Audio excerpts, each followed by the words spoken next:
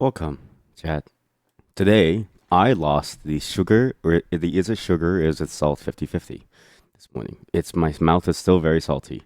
But can you figure it out? That's right, chat. Today, you get to have a chance at winning 5 million channel points. Can you guess whether this is salt or sugar? You have exactly 30 seconds, and I don't know when it's over because that's how long this YouTube clip of this video is. That's right, 30 seconds. Is this salt or is it sugar? Remember, salty is the thing that makes a McDonald's hamburger taste good. Sugar is what you put on your McDonald's hamburger when you don't want things to taste good. Salt. It's not MSG, okay? Don't believe that this is MSG. If you think that this is MSG, there's something wrong with you because MSG has a more sharp shape to it. It actually looks like small needles. Looks like salt? You're wrong. It's flakka. The DEA said that this is the most dangerous new drug to enter the streets of America. Welcome to today's stream. I was going to do some, the usual, stream schedule stuff, the stuff that I had scheduled, but my VR stuff is like busted. Well, it's not busted, but something happened to it, and I don't know how to fix it, and I was too lazy to figure it out in like time. Not too lazy. I set it up last night, worked fine, and I woke up and it just didn't work. But I woke up maybe 45 minutes ago, so I was like, hey, let me just make some coffee and just go straight into stream. So it's fine. Instead, we're gonna be playing some Animal Well today, not the MSG haters. You know the crazy part is? The whole MSG scare was started because people said that it was it gave them headaches and stuff. There was no scientific evidence for the headaches. None at all. Ever since then, MSG got a bad name. You know, it comes from seaweed, right? People nothing that comes from the sea is bad. This is why I eat the bodies that wash up on shore.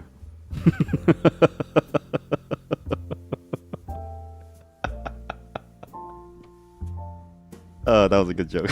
I shouldn't laugh at that. Anyways, there's one thing that we need to do together today. Two things, actually.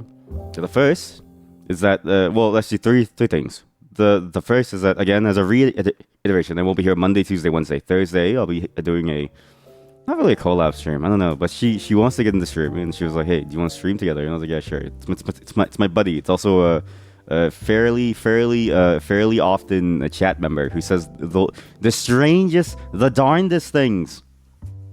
We were playing some concert winning then. The mic will sound a lot better by then too, because I realized that I'm starting to clip near the top end because I had to tune it up because I was so sick. So it should be it'll sound a lot better come Thursday. Thursday we'll also be finishing off Crypt Master because I've been craving that game too, but it's just unfortunate because we don't have time today. My mic keeps sliding. Wait, sorry, give me a second. Let me just tighten this bad boy. Yeah, okay. Then we'll be doing the American Truck Simulator stream next week on Friday. So sorry about that. Whoever was looking towards the west to Midwest coast drive, we'll be doing the road trip by then. And actually, we might be able to go all the way to the East Coast because I found some mods actually last night that I also didn't have time to install. And I was just gonna play it today without the mods. But now that it's broken, I have more time to install mods. So hey, happy little accidents, right? It's like Robert Ross said. What's his name again? Bob? Yeah, Robert Ross. Yeah. Bob Ross, Robert Ross. There are no mistakes, only happy little accents. And then afterwards, we'll figure out how it goes, but we'll probably be finishing Road Warden as well. We'll also be going back towards Police Knots because I remember that the game existed.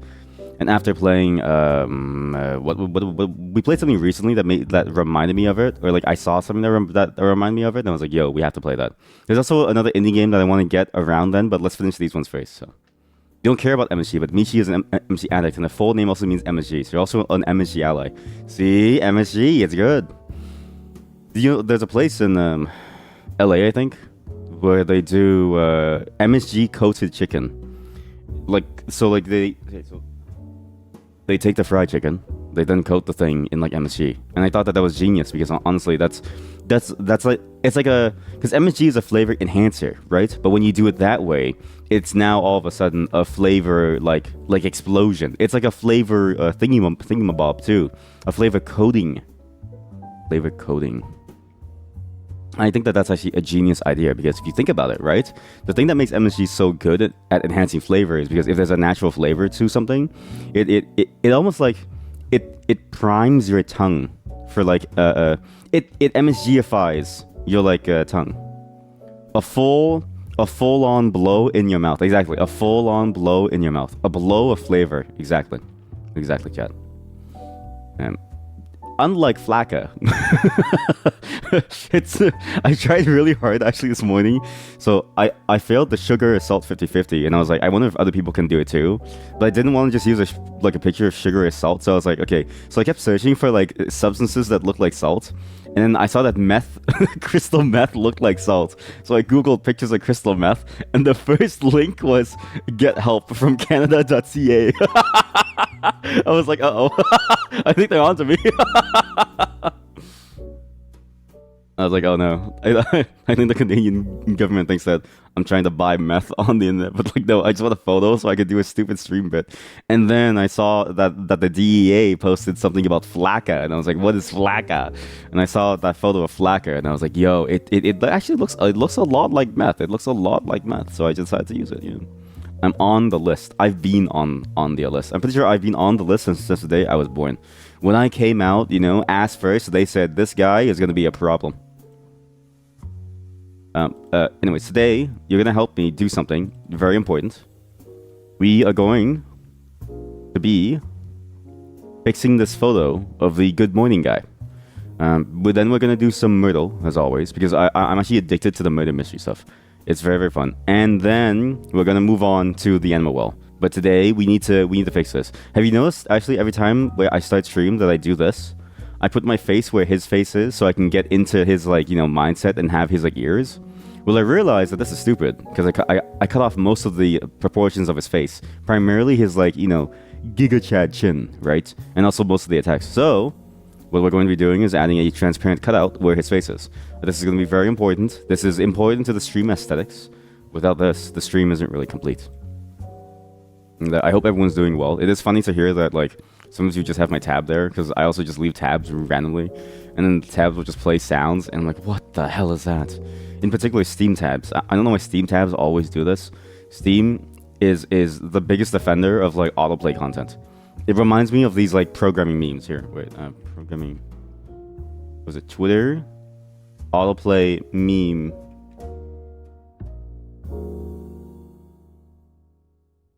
I'm gonna find these like autoplay memes. Autoplay memes. Anyways, yeah, whatever. It was like a meme about somebody saying I would rather have you shit in my mouth than like have autoplay on or like something. And to be fair, it is annoying. What? Undertale Megalovania with a glass of water and spoon. What? Undertale Megalovania with a glass of water and spoon? What is this? Undertale Megalovania with glass of water and spoon. The fuck? Wait, chat, look at this. Wait. What is this? This was from a meme. I just found this from like a random meme. What's this? Undertale Megalovania with a glass of water and spoon. What is this? What?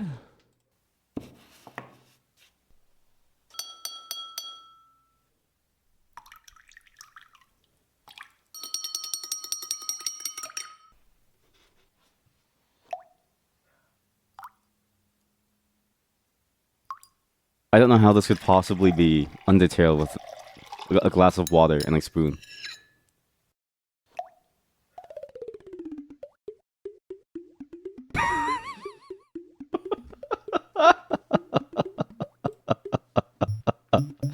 Okay, let's just leave this on in the background as we do the as we do the edit on the photo. This is genuinely impressive, but like, why? Why did somebody do this? Sorry, so the reason why I turned that on was because I googled autoplay meme, and the second image result was this. It was like when you leave YouTube open with autoplay on, and then it was like a screenshot of this video. Why does this video exist? I'm so glad that meme showed me this. It's amazing. Anyways, welcome to the stream, I guess. You never really know what you're gonna get into in the stream, eh? Heck W. You also have like 40 windows of browsers, and then you just start playing sometimes. Yes, that's the thing, right? I tried to clean up all of my browser windows recently, but it's like impossible. There's like too much stuff to clean up, and so it's like I just kind of gave up and stopped bothering until I try. You might have seen it before, actually. I mean, I feel like I'm the one who's behind on these internet funnies, right? Actually, speaking of behind, I saw a very funny Twitter post today that was like, most of your Oshis in like the VTubing space are all 25 to 30 and like older. Like no one's actually like young in the space because like you can't possibly stream and be young because you're too busy trying to survive working to get like a small morsel of money at your workplace. That got really depressing really fast. But it was funny to me because I was like, yeah, that's so true though. You should keep them in check, but they just keep going. Yeah, exactly. 6,000 tabs, and now it's like 5,000. Yeah. Do you also have to do chat? You also have to do what was it? Extensions in order to manage the ever growing memory usage of these things. So like put them to like sleep and like stuff. I do, because my Firefox every now and then crashes, and I was like, I'm done with it crashing. Should I include this section of his earlobe or no? I don't know if I should include this section of his earlobe. But okay, the problem is that if I include that section of his earlobe, I should include, like, I should also exclude this one too, actually. Yeah, let's just exclude this. Sorry, buddy. Your earlobes are gone. It is what it is. It is what it is. Your earlobes are gone, buddy. And just fair warning to anyone who's watching, I am still sick. Well, nobody's watching, which is good. You used to. You should get into it again. No, you should not get into it again. You should save yourself now. Just close your browser. Listen, if you haven't seen those tabs in a long time, just close your browser and just like him, delete it. Just like him, delete it, chat. Just like him, close your browser and delete every single tab and just move on with your life. You're free now. You don't have to keep doing this. Type good morning. Wait, I know what to do. I need the color picker. What is it? Do this. Okay, good. Airbrush? No, not the airbrush. What is that? Why is it an airbrush? Paintbrush. You keep running out of memory all the time. See, that's the thing, right? It's funny how like heavy browsers are. I am always reminded of how heavy browsers are, even though I know exactly why. It's. Sorry, I'm so sick. It's my mouth doesn't work. Everything, obviously needs like a lot of stuff. But it's so funny to me that like it can just run out of memory in the Liberation Sands. Yeah, sure. I don't know what it is. In the Twitch chat. Am I hip or am I hip, chat? Am I hip or am I hip? Am I calling it the Twitch chat? In the Twitch chat. There we go. Let's go, dude. Now that's hip. That's how you know. That's how you know that's. I'm definitely not nearing middle age. Again, that tweet was funny to me. Just the fact that like it was like a so true king, so true moment, right? Like I saw that tweet and I was like, yeah, like every single person who streams really is between the age of 25 and like 30. Because honestly, there is no other way to possibly have free time to do anything. So true, king. So true. I think it was one of the reasons why you left Firefox. You just couldn't handle this, and the safety extension wouldn't start with how many tabs you have. But then it turned out it wouldn't start even if you had less tabs. So you just gave up you I guess. Oh, and then it was the extension was for managing tabs. I mean, yeah. To be fair, it's to be fair to Firefox. They also don't expect people to have like thousands of the tabs. I think most software is written to like the most average common denominator, right? Not the lowest, not the highest, the median common denominator. Because at the lowest levels, your average already covers them. At the highest levels, nothing can possibly save them. Short of optimizing for an NP complete problem, there's no way to optimize for somebody who is using, like a browser to open like 10,000 tabs. Unless you're Google, in which case they have done that. You're saying an average user doesn't have 6,000 tabs? I actually don't know. You got me. You got me. I don't know anything. I've never done user studies. I just sit in an office. I used to sit in an office, and I used to write code. Okay, like I was useless in the grand scheme of things, Chad. All right, let's go. Do it like here, like here. Oh my god, wait, here. We'll do it here. Wait, sorry. Wait. Okay, how about I go here and then here, yeah, and then here, and then magnifique. Fits like a glove.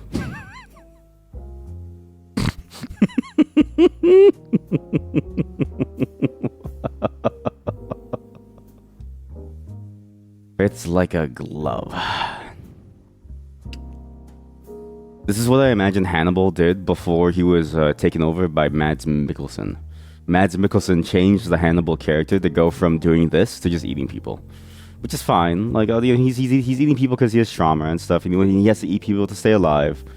But like, I miss when he would like turn someone into like a book. You know what I mean? Like that's when Hannibal, I think, was like so relatable. You know what I mean? That's nice. Anyways, let's do some Murdle. But before the police find me. Wait, group. Me. Wait, me. So now, if I do like this, I can go anywhere, chat. I can go anywhere. Now it's just like a permanent like visage, like a mask stuck on my face, and we can do some Murdle. You know, I actually do wonder what's the average number of tabs people have. Let's see. Average number of browser tabs people have. Actually, no, the average is kind of crazy because, like, again, the lowest of lows brings down the highest of like highs, right? Most of the participants commonly have 1 to 3 windows open with around 5 to 10 tabs open in each window. So you're talking about more than a dozen tabs open at once on average. Are you stressed out? Maybe you have too many browser tabs open. By PC Gamer, written by George Jimenez, published on May 5th, 2023. Are you or someone you love a tab hoarder? Are you feeling anxious? Are you feeling demotivated? Discombobulated even? If the answer is yes, you may want to ask yourself one thing. How many browser tabs do you have open right now? Researchers at Aalto University in Finland, so okay, this is a Finnish study, recently studied the cause and effect of what they call browsing clutter in people, and the different ways they have of dealing with it. They surveyed 400 participants and interviewed over a dozen people who spent more than 10 hours a week online. That's it? Week. Most people have 30 tabs total. An average user probably does have less. The fact that you have so many windows is because Linux enables you with virtual desktops. On Windows, you only had a few windows. Weak. Yeah, it's the virtual desktop feature is very, very addictive. But like Windows now has it too, and like I haven't used it once. So I should maybe use it, but at the same time, I hate every virtual like desktop implementation except for Mac. I can't get back the usability of what it was like on a MacBook. Again, if Apple does anything well, it's the fact that they made something that genuinely feels cohesive, especially with the fact that the trackpad was right. Levita, welcome to the stream. Nice to see you again. How are you? It's been a long time since we've seen you. How are you doing? Hope you're doing well. And it's again, I'm just glad that everyone's doing okay. But yeah, we were just talking about like virtual desktops and browser tabs. How many browser tabs do you have, Levita? How many do you have? You need a proper overview mode to use it. Yes, that's the thing. You don't think Windows has that now? Windows has, well, it kind of. If you do the Windows key in a tab, you can kind of see every single one at the very, very top. But it sucks. It sucks compared to everything else. But everything sucks compared to the Mac way. Right? The Mac way is like you swipe your 3 fingers up, you see everything. Then you swipe your 3 fingers left and right to go whoop, whoop, whoop, whoop, whoop, whoop. And it's like, that's so good. So good. Again, integrated touchpad with like a design that's designed around the gestures feels great. You're good and you're tired. That's good. It's good to hear that. But also, hopefully you are tired for good reasons. You'll probably fall asleep soon. No worries. Listen, I'm just glad that you're okay. I'm glad that people are doing fine in the chat, so it's good to see everyone again. The one on Windows is circumcised, like the one on Ubuntu. Yeah. Exactly. It's like very, very weak. It's because again, it's not designed for you. It's not designed for me. It's designed for the average common denominator, right? The lowest of lows is like your great grandma trying to use, Windows XP, right? The highest of highs is somebody with 5,000 browser tabs. Which is actually, like, that is a lot, like, genuinely. Yeah, it's unfortunate that they're leaving soon, though, because we are about to solve a murder mystery. Oh, wait, it hides my face. A murder... Sorry.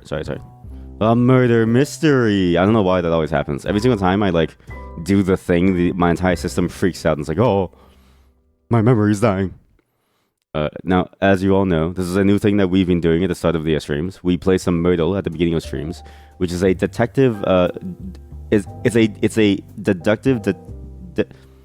deductive detection game about solving. Deductive Logico received a letter in the mail. When Logico opened it, he recognized the handwriting of the esoteric Inspector Iratino. Detective Logico, there will be a murder at a luxury high-end international rich people prison. Yo, that's the one that Martha Stewart and Snoop Dogg went to. And only you can solve it, because the suspects are the murderers you have caught all week. I've caught people this whole week? Oh. Maybe I should have been playing this the entire time. When Deductive Logico arrived at the luxury high-end international rich people prison, he discovered to his amazement that the victim of the murder was none other than Inspector Iratino himself. Inspector Iratino, he saw his own death. Surely, this time he wasn't faking it. That would just be too much. The Deductive Logico was determined to solve this case and avenge his old rival, antagonist, and friend. You can fuzzy search all of your web research that you've ever done, since it's all there all the time.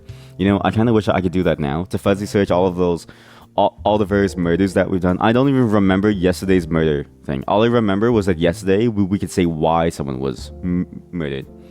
But that is a cool feature, and I think that more things need to have that. I just opted to like use third-party programs to like store all of my information now, but that is pretty cool. I'm kind of worried about this one, because if I can't search back, if I can't do like a fuzzy search back on all of our previous murders, and we've only done 2 murder mysteries, I don't know if we can solve this one. Maybe this isn't made for us, right? Let's see what's happening here. Each suspect brought one weapon to one location, but only one was a murderer today. Logical always began with what he knew for certain. Wait, also, does this mean that Iratino is dead forever? Like, lore-wise, right? Because I've been noticing that this game has like a long-term lore thing going on. Is Iratino dead for the rest of time? Oh no. My poor boy. You maybe probably fuzzy search with bookmarks, but you're also too lazy to organize your bookmarks on top of organizing Windows. Yeah, see, that's the thing. I wish there was a tool that could just fuzzy search like every single bit of text anywhere on your computer. Like no matter what it is, because that'd be a hell of a lot easier. Because the way it is, if you have to organize it into an existing system, it doesn't work. Like say for this, right? If I could just search my computer in all of its history and then be like, okay, who murdered whatever, right? I could figure out who murdered this person from yesterday and the day before. Not the days before that, because I didn't play this before that. But at least you'd have something. Let's see, look at the clues. Lady Violet was seen beneath the cushions of a velvet seat. What? Lady Violet was seen beneath the cushions of a velvet seat. What does that mean? Who are you, Lady Violet? The daughter of Lord Violet. I remember you. I think she was the murderer in the first time we played this. No. The murderer in the first time. Wait, no, she was. And also, what's a velvet seat here? Is there anything that has a velvet? A rope of designer clothes. The rope is only as strong as its weakest link. You should hope the Gucci holds. It's a medium weight and made of silk. Exploding cufflinks. These cufflinks are stylish, expensive, and explosive. Made of metal, then the lightweight. The bottle of Cabernet toilet wine. The fanciest red wine you can make in a prison toilet. Prison wine is actually very advanced. You get sugar and you get oranges from the I forget what it's called, the store, I'm gonna call it the dispensary, but I think that's wrong. You get sugar and you get oranges from the dispensary. You put it in a toilet. I am not even kidding you. You put it in the back of a toilet. So the back of the toilet where like it's like the water tank or like something. Or maybe they stopped doing that and maybe now they just leave it under their pillow or like something. But I remember it involved something about your toilet. and you let it rot and then ferment into delicious alcohol. And when you have it, everyone would just drink alcohol. I don't know why you would drink toilet alcohol, but I digress. When you're in prison, listen, you could do a lot worse than drinking toilet alcohol. Murdle Volume 3. Visit Techtopia, study the Mirror, join SPY, and much more in this climactic final installment of the first Murdle trilogy, which is known as Even More Killer Puzzles in the UK. Medium weight, I don't know why I said the UK like that, and I'm so sorry. A poisoned birthday cake. There's a nail file hidden beneath the frosting, so it's deadly in 2 ways. Made of frosting and chemicals. A gold watch. We're not allowed to say the luxury brand name because we'll get sued, but it rhymes with Polex. Dude, there's nothing but velvet here. Under a velvet seat, so maybe it's a location. Maybe there's a location with a bunch of velvet seats around it, right? Let's check out the spa. Built with money from a fundraiser held by the PTA, pain in the ass? Prisoner Treats Association. Oh. So don't worry, your tax dollars did not go toward building this steam-soaked spa, though they do pay for its heating bill. Everything in here is wet. Okay, there's no velvet there. The tennis court. So they show that exercise reduces recidivism for the millionaire class, which is why there are grass, clay, and hard courts at the luxurious white-collar prison, with only the finest of silk nets. Outdoors. How about the private suite? Mostly for conjugal visits and bribery. I still find the idea of conjugal visits to be so fascinating to me. So if you don't know what a conjugal visit is, when you're in prison, you still have needs, and sometimes you go to prison, but you're married, right? And sometimes you and your partner need to get it on in order to stay married, right? Not that it's like necessary, but like it is a reality that if you're not asexual, then you have sexual needs, and so it's like they want you to come back into society, and having a partner waiting for you out there is one of the best ways of you being able to reintegrate into society successfully, having gone to prison. So what they do is, you can ask them, hey, I want to fuck, and you get a room where you get to sit down, or just where you just get to go to town on your partner, and then they just leave. They get escorted in by guards, they get escorted out by guards. It's a fascinating ecosystem that makes sense and is actually kind of endearing when you think about what the purpose of it is, to not break up, not break up couples and make sure that people are there with each other. But I can't help but feel like I wouldn't be able to get it on having gone to a prison. Imagine having to go to a prison to get it on with your partner, right? I think I would deflate, right? Like a balloon being popped. You go, pew! It wouldn't even work anymore. It would disappear. What are we doing again? Right, someone died. Sorry. The private suite and its king-size bed can be rented by the hour. Technically, it's a form of solitary confinement. That's good. That's really good, actually. The guard tower. This is actually a great photo opportunity for the prisoners. Hashtag, I'm getting out of here. The movie theater. The movie theater features red velvet seats, found it, ushers, and popcorn with real butter. But don't worry, it's not an IMAX. Technically, it's an IMAX laser. So, Lady Violet was inside the movie theater. What's the Michelin-starred cafeteria? The food is organic, non-GMO, and vegan. And you know it's good because a tire company said so, which is still crazy to me. So Lady Violet, we know for sure that Lady Violet was inside of the movie theater. Good night. I love how that's your first message. Good night. Just for context, they're currently in a time zone that's completely opposite from mine. And so it's funny that our resident mod comes in, the first message, and the only message they say for the rest of the stream is good night, and then 8 hours later, good morning. It always gets me. Good night. It's always so funny to me. An anonymous source that Logical trusted passed him a message that read something. Can we decode this? No matter how much you try, it can't crack this code because the letters are all scrambled. A single was found at a great place for a photograph. A single what? Inklefa. This is a scrambled other thing. So we know for sure it's in the guard tower. Something was in the guard tower. Something was in the guard tower. But what is that thing? Inglefa? It depends on the weapon. What weapon thing has an eye out of it? Hey. A single cufflink was found at the guard tower. So in terms of the cufflinks, we know that the exploding cufflinks were used at the guard tower. So like here. Very nice, very nice. So we have 2 clues done. A red drop was discovered beside a non-GMO dinner. I wonder, what's the point? Like, I wonder if you even had to deal with the other murders this past week to even have to do this, to be able to do this. See, a non-GMO. Here we go. Non-GMO.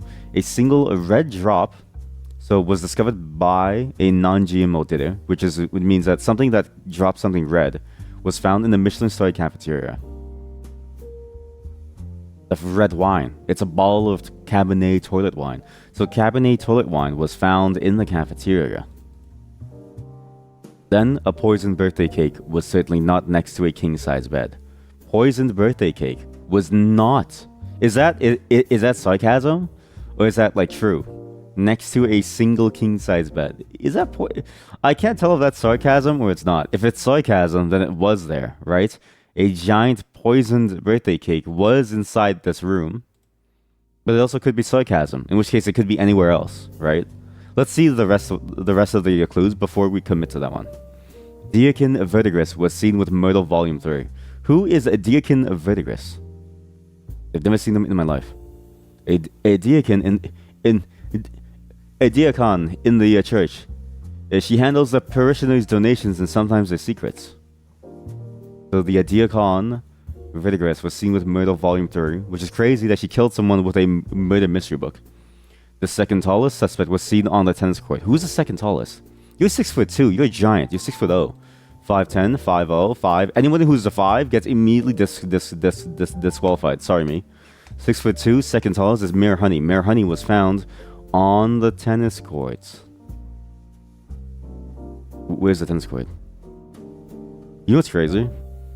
I wonder if high-level prisons actually do have these like fancy amenities. I have heard that like rich people prisons, like the very rich ones that are very, very nice and fancy, like for like white-collar crimes, aka like fraud and stuff, they're very, very chill. People are just in there. People play cards all the time. People just hang out, watch TV, and eat like steak and stuff like that. I've heard it's very nice. Like I heard that Martha Stewart had one hell of a good time, but also Martha Stewart is so hard that she became friends with Snoop Dogg. So you don't really like. I don't really know, right? It's either that Snoop Dogg is actually like a giant teddy bear, which he might be. He does seem like a very nice person. Or Martha Stewart is a cold-blooded killer. So I remember when Snoop Dogg was in the news for shooting someone. Wait, was it him? Didn't he shoot someone in his time? Or wasn't he? He was suspected of shooting someone, right? Or his like entourage. I remember he was in like some like weird shooting event. Like very, very early on. Legal issues. Here we go. No, gun. It was gun. Oh, yeah, his murder trial. Here we go. Oh, but he was acquitted. Was actually killed by his bodyguard. Okay, yeah. There you go. I see. And also because, yeah. So, I don't know. Martha Stewart could be, like, hard as heck. Sister Lapis was seen in the private suite. Sister Lapis. Where are you, Sister Lapis? Was seen in the private suite? Wait, you were seen in the private suite? The one where everyone goes for like, sexo? Wow. Whoever had a rope of designer clothes also had hazel eyes. So, the rope of designer clothes belongs to someone with hazel eyes. Brown hair, hazel eyes. We have 2 hazel eye users. Wow, we have 2 hazel eye havers, okay? Both of the tall people have hazel eyes. So, Mayor Honey and Baron Maroon have hazel eyes. Mayor Honey and Baron Maroon have hazel eyes. And the rope made of fancy clothing that belonged to either of them. So Mayor Honey and Thing, either of them could have had it. It all depends on where they were, because if I can place where they were, I can narrow down where the weapon was, or even if this is a necessary clue. This fingerprint was found in the guard tower. Oh, this is the fingerprint that Logical discovered. Hazel eye users. It's not cyberpunk yet. Sorry. Yeah, it's not like. I don't know why I said like that. Yeah, I mean to be fair, you can wear contacts, right? You could wear contacts to become like a blue eye user, hazel eye user, right? A red eye user, right? You could have the what's it called from Naruto? The red eye, the the Kakashi-gun or something. I don't know. The Byakudan. I don't know. This fingerprint belongs to President Amaranth. Wait, does it? Yeah, it does. It's the only shape that matches the bottom left. I always look at the bottom left as like a very easy thing. Well, I'd be a blue contact user then. I'd be a blue contact user. I don't know if I'd be a blue contact user. Oh wait, you're right. They would be a blue contact user, right? If it was that move for the thing. But I'm not talking about Naruto's future wife. I'm talking about Sasuke's red eye thing. Wait, but then what would Kakashi's eyes? I don't know. I give up. Whatever. President Amaranth was inside of the guard tower. El Presidente. They were inside the guard tower. This narrows down things a lot, actually, a lot. The murder took place wet, so whoever killed the person did it. Where'd they kill the person? Where is it wet? They killed the person inside the spa. So they killed the person inside the spa. For sure inside the spa. We don't necessarily know who or how yet. How do we figure this out? Wait, how do we figure this out? There's 3 unknowns, right? One is a sarcastic statement. I don't know what this means, right? A poison birthday cake was certainly not next to a king's. Like, is that the person writing the hint, going like, okay, like it's totally wasn't there, man, totally wasn't there, or was it actually there? Like, I don't know if this is like a hint written as a joke, or if I should read it as like it was definitely not there. Like, is this more factual, like actual factual, or is it more funny? I can't tell. I'm gonna assume that this is not a sarcastic statement. I'm gonna assume that this is actually written like a detective wanted to tell you it's not there. Don't believe it's there. But I'm gonna reprimand that detective and tell him don't use sarcastic words. Okay, please. But even if we had this, it doesn't really narrow down anything, right? We don't know, for instance, who is inside the room. We don't know who is inside the spa. We do have actually one possibility. Well, 2 possibilities. There are only 2 people who could have been inside the spa at that moment, right? We know where 4 of the suspects were. The only 2 who could have been there was Baron Maroon or Deacon Verdigris, right? We know the weapon of Deacon Verdigris, and so maybe we can use that to narrow down where they were based on where the weapon was found too. We can link weapons to various people because we know where they were, and we know where 2 weapons were and where their locations were. For instance, the exploding cufflinks were inside of the guard tower. So whoever was inside the guard tower has the exploding cufflinks. So President Amaranth had the exploding cufflinks. And then this person, what weapon is this? The red wine Cabernet was found inside of the Michelin-starred cafeteria. Which means whoever had this weapon would have been inside the Michelin-starred cafeteria. Which we don't know yet. It's one of the 2, right? The red wine Cabernet, we don't know. Actually, so we actually have less answers than I thought we had. But think about this. There is something interesting about this. If they're inside the guard tower, who could have the red wine Cabernet as a weapon, right? We know that either Baron Maroon or Mayor Honey must have had the rope of designer clothes, which means that they couldn't. Baron Maroon could not have had the red wine Cabernet if he was the murderer, because he would have to be inside the spa. If he was inside the spa, he wouldn't be able to have this, and the murder weapon would be that. So there's a possibility that the red wine Cabernet is not his and actually belongs to someone else. If I assume, for instance, that Mayor Honey had the rope of designer clothes, let's say, and they were inside of the tennis court, then the tennis court location, I could fill out the weapon for, that.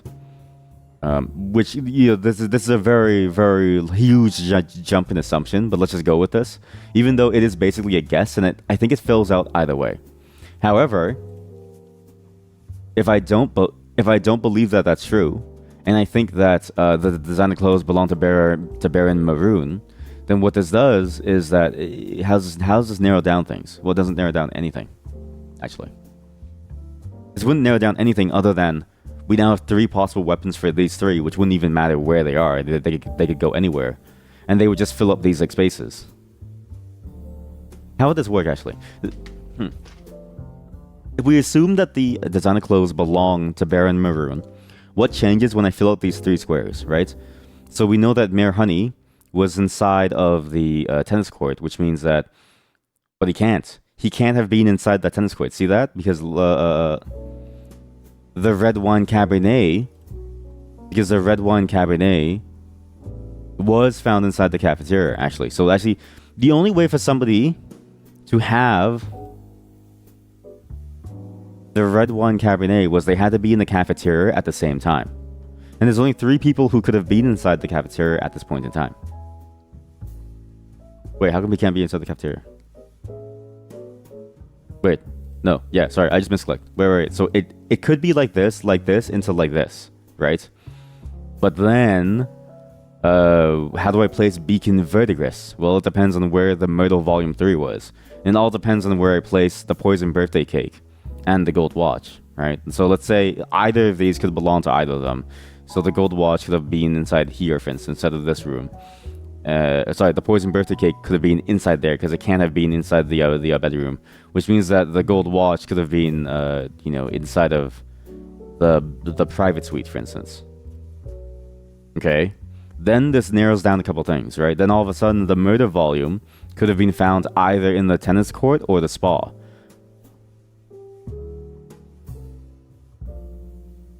This still doesn't narrow down anything. This doesn't narrow down jack shit. Wait a minute. Wait a minute. Okay. I think it was like this. And like this. And like this.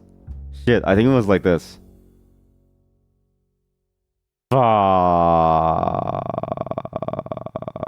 I'm gonna say there's a way to go through this that makes sense. I need to find whatever the other clue was. So red drop in GMO.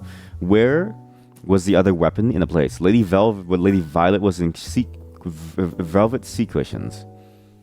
That can tell a person. Whoever designing clothes also had that. Anonymous source said a cufflink was found if in a great place for a photograph. So this was in the guard tower. Yes, like this. There's a way to deduce the state of what this game is trying to say from this. We know where the cake wasn't. The cake was not inside of that room. So whoever was inside of that room can't have the cake. So let's work backwards from this negative clue, actually. So from this negative clue, what do we know? Well, we know that whoever was inside of the private suites can't have had the cake. So Sister Lapis could not have had the cake. She is not allowed to have the cake. She can only have one of these other 3 weapons. However, if you think about what this clue says too, whoever had a rope of designer clothes also had hazel eyes. It means that nobody else who didn't have hazel eyes had the designer clothes. So neither Lady Violet nor Sister Lapis could have also had the designer clothes. And where were they? It means that the private suites could not be associated with designer clothes. It also means that wherever Lady Violet was, which was inside the movie theater, could not have had the designer clothes too. So now we've narrowed down a bit more squares by working backwards from like a negative standpoint.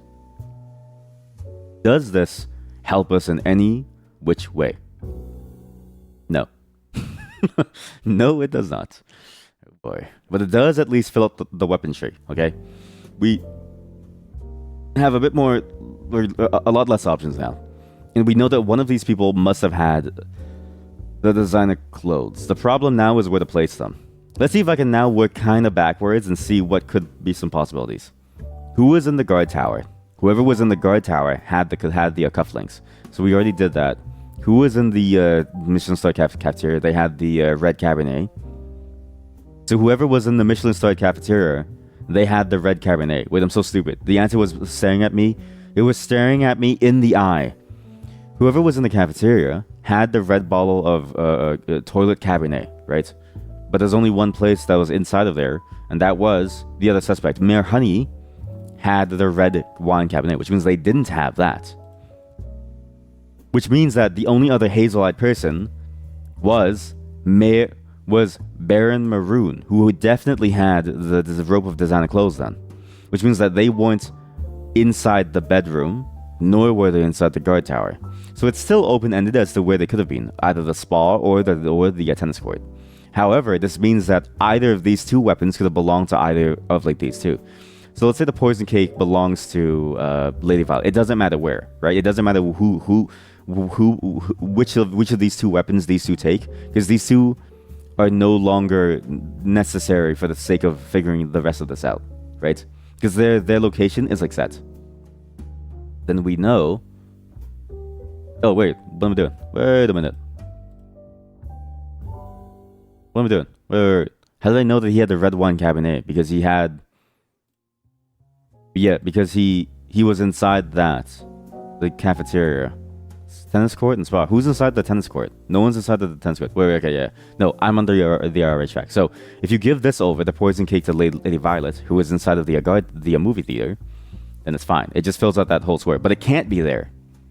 Wait, no, yeah. It can be there. And if we give the gold watch over to Sister Lapis, then we know that because she was inside of the private suite, the gold watch could have been in here. Still, the problem is we don't know where either of these two people could have been. Whether they murdered in the tennis courts or they were inside the spa. The problem is I don't know where Deacon Verdigris was. How come I don't know where he was? I thought there was a very easy answer to this. But he was only seen with Murdle Volume 3. And I don't know where Murdle Volume 3 was. If I need to somehow narrow down where Murdle Volume 3 was. If I can get that, then we win. Did I figure out who the second tallest suspect was yet? I did not. Wait. I didn't do the second tallest suspect, or I didn't write it down. The second tallest suspect. So Mayor Honey was the second tallest suspect on the tennis court. Okay, so we actually got that. Okay, so wait. Wait, Mayor Honey was on the tennis court. What the fuck? Oh no. Oh no. Oh no. Oh no. Oh no. Oh no. I messed up. My level of deduction was wrong. Okay, my whole deductive reasoning was wrong. Redo. Okay, so this is back at square one. So this is back at square one where it was before. The problem is that I misread and I misclicked where Mayor Honey was. Mayor Honey is on the tennis court because he's the second tallest person. This narrows it down a lot easier because now we have some things, right? So we know, for instance, that Mayor Honey was on the tennis court. What weapon was at the tennis court? We don't know.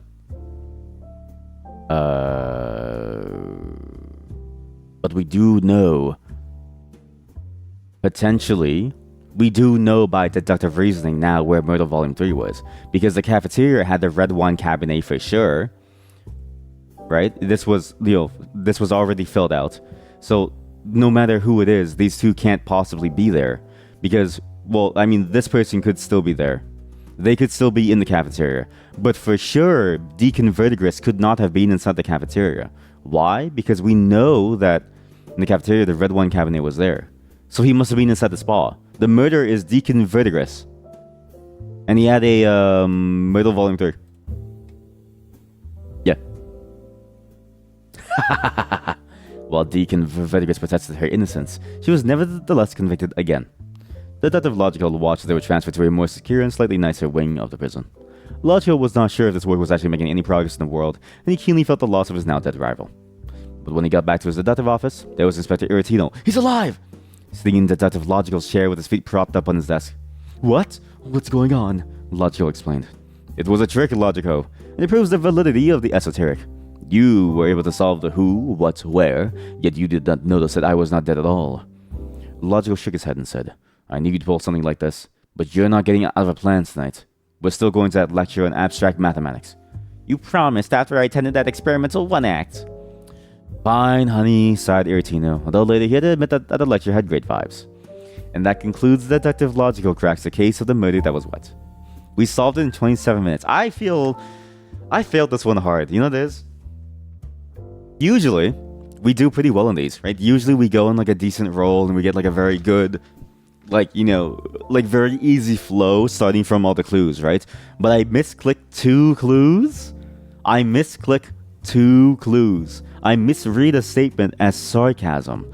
Like, dude, there is no sarcasm in text. Sarcasm in text doesn't exist. Yeah, right. But like, God, I can't believe it. Oh. maybe Volume 4 gets easier. I wonder what they're gonna do for Volume 4. Because Volume 3 got me good. I actually, man, I was so bad at this. I can't, that one misclick. Do you see how, like, that one misclick led us down this, like, entire, like, rabbit hole where we ended up in, like, a no man's land of, like, no answers at all? But the moment that we clicked it correctly, everything laid into place. So simple. Sarcasm is hard. I'm just gonna do that to all of you now. But before we move on to Animal Well, and I'm glad that we did this, but I'm still sad that took 27 minutes. And also, I don't know why it never keeps my sum. Like I've only ever had $27. Check my mirror. Wait, let's check our Murder Tarot. Okay, number the 3 cards below. Where are the cards? There are no cards. Before we continue on, I flashbanged myself, sorry. What I wanted to check out was if there's any tools that actually let you, whatchamacallit, search everything on your desktop. I'm actually very curious now. Is there anything out there that actually lets you search your entire desktop? Because that'd be a very useful tool to have. Right? Like a full desktop text fuzzy search. I know you can technically run like rip-grep across every single file in your system. And then all you would do is you would just filter it to ignore like binary file formats, but of which like I'm assuming there's like a million binary file formats. But I wonder if it's possible to like do like full on, you know, fuzzy search of all open windows, for instance, of like all things. It'd be fascinating. Not even just on like Windows, but I wonder just in general, like a full Linux desktop fuzzy searcher. I mean, that isn't just files, but it's also like just like stuff. What? June Gun? How come June Gun is everywhere? This is okay. June Gun. I'm not logged into my GitHub account, so it's fine. I can show this. June Gun is a very prolific developer. You've probably heard their name because they make a bunch of things for stuff like say Vim. They make a bunch of plugins. This guy like does everything. He does have this, but this is just for files. But I will say that FZF is very, very handy to use if you do need to find files. And the Vim integration is very, very good. It's very fast. However, you should use it with the rip-grep, I think, backend. There we go. Because rip-grep is way, way faster than I think whatever it currently uses, which is just FD. It's much faster. Here, what's the trick that Primogen uses to search his entire computer from terminal emulating?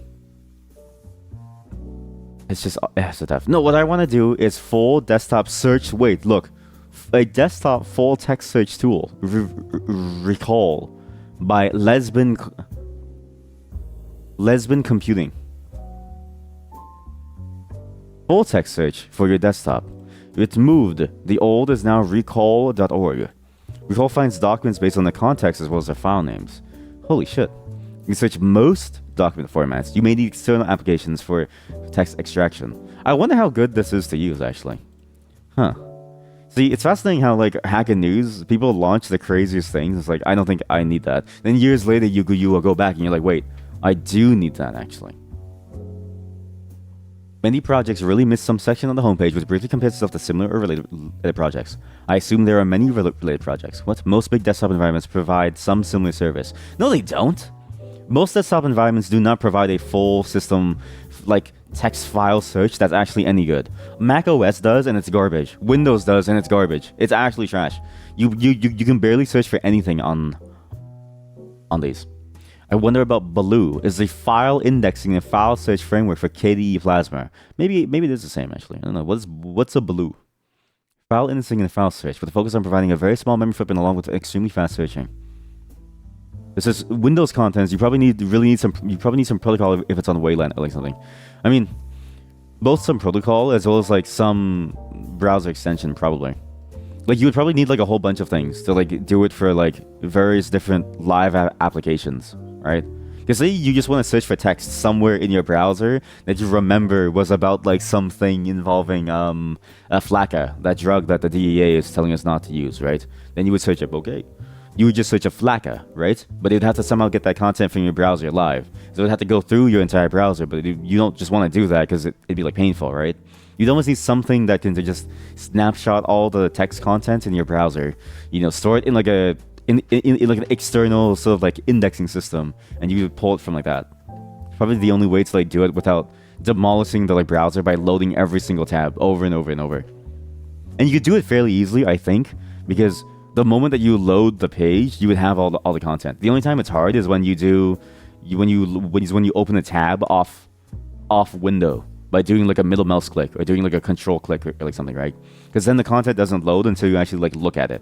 The browser delays the loading of it. In which case you would have to ask it to load always, and that might be annoying. I guess that would be like maybe like a configurable setting of like, do you want to load this like tab? If so, do this and it'll do it. And then you would also solve the problem of what happens when you close the browser and you open it again and it's all the same like tabs, right? And you can probably do it just like that, since you can read all Windows contents, no problem. But you feel like you probably need to hardcode things for every program. Well, so wait, can you actually do that? X read the X Windows system. Read the contents. I actually didn't know that you could read like all the contents. I thought it was just more basic than that. But I guess it makes sense, because otherwise how would it be able to do like remote desktop stuff? Okay, and also just be very clear. Anything that ends in .edu, this is an educational website. Okay, if anything shows up, then it's totally fine. Yeah, on X there's like no security. Oh, that makes sense. You can just read everything. Oh, well, that seems awful. That seems genuinely awful. But even then, right? Yeah, like as you say, you would have to like hard code like everything, and it's like I don't know if I would want to do that. I would rather at that point just have like something exposed, like a protocol, as you say, and then just have it all be there in like a very standard way for you to pull content to like search over with like text. That's why they're making Wayland. Is that actually why? Wayland, why? Advantages of Wayland over Xorg. I believe people on Reddit more than I do anyone else. All right, these listen, people on Reddit, you have the highest of highs and the lowest of like lows, right? You might have some random person who like just turned 12 debating on the ethics of like whether or not Wayland should take over Xorg, and then you have like Peter Jackson saying, "Yeah, I made Lord of the Rings because I just wanted to." There's no in between. They have a very different architecture. Xorg design needs with strong emphasis on remote systems and thin clients. Wayland was built from the ground with hardware acceleration in mind.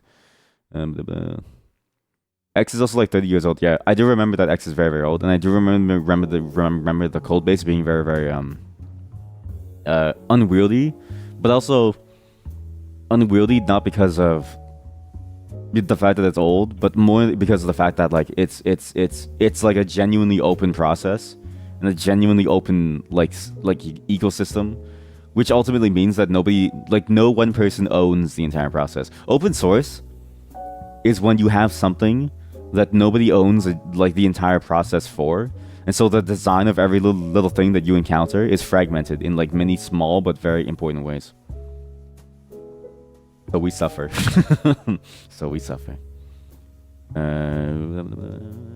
What is Wayland? Why use Wayland versus thing? Why is Wayland better for the future than X? Here we go, 5 years ago. By deleted. You know this is gonna be some good stuff. Magic Walton of Basilis Server Research Project recently been very excited by Wayland. Right, the system composite integrated version of Firefox, we're using an extraction layer that looks a lot like Wayland. Turns out the Wayland API gives you a good model for how a system-wide compositor should work. This one also more closely matches how modern GPUs composite surfaces onto the screen. On the other hand, X is designed to draw everything onto the screen, right? Because it's it's like an immediate mode thing, yeah. And X suggests just add more craft while still not matching real-world compositors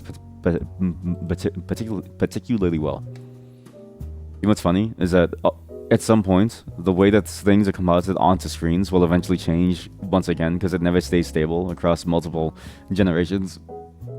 And then eventually, it all has to be fixed up again. Anyways, honestly, anything involving anywhere close to like the front end stuff of like any sort of software development feature is always painful because of how disgusting everything is. Also, you see the fact that you can just read everything as a feature. Who's gonna write a keylogger for Linux? Also, you're a nobody and don't have money. Yeah, I mean, like, that's the thing, right? Because it is technically a feature, because then you can just write the security layer on top of it.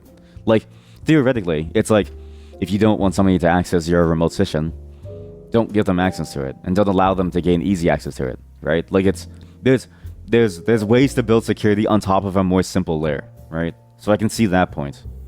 However, on the other hand, do you trust people to always use the right combination of things to get you the right security model? I would argue you can't, just because then it's too complicated. And so I also see why they would want to make it more secure as a default, if that's true, because I know nothing about this. I'm just believing everyone full send. I'm believing people on the internet full send, right? You think there's something on top of X to pass passwords correctly. Chrome asks you for it every time you open it with it. Yeah, exactly. Which is like, and that stuff is like, you can build that with like very tried and true pieces of technology, like very, very secure protocols that can then transfer that stuff without any possibility of it being cracked open, right? Like it seems like a very straightforward like problem to solve, because then it's like there's, because then you avoid the whole problem of like complicating the base of like what X does, and you can just shift all the security stuff to like extra addendums to it, basically, if that makes sense. Securely, not correctly. I would argue securely is correctly, but I would also argue that there is no correct way when the system is like the Wild West, right? At least it does something. At least it does something securely, and so I would say that is correctly. If it asks you for your password by like copy pasting it into like a text file and sending it across the like boundary by like recording it with your phone or like something, I would be like, that's not secure, and so it's not correct, right? But if it did that, but the password was like, fully encrypted and it was just a string of like random shit, then I'd be like, it's not correct, but it's secure, so I guess it's correct. It works. It works for the purposes of what it's trying to like hide. But okay, look at it. Wait, chat. There's even more. So there's recall, and look, there's even more. There's Monocle, there's Apsy, and there's Kerning Labs. I hate the name of this company. What is this name? Kerning Labs. Chemming Labs? I hate you so much. Why would you do this? The way you do fuzzy search in browser is through a Vim extension. Vimium.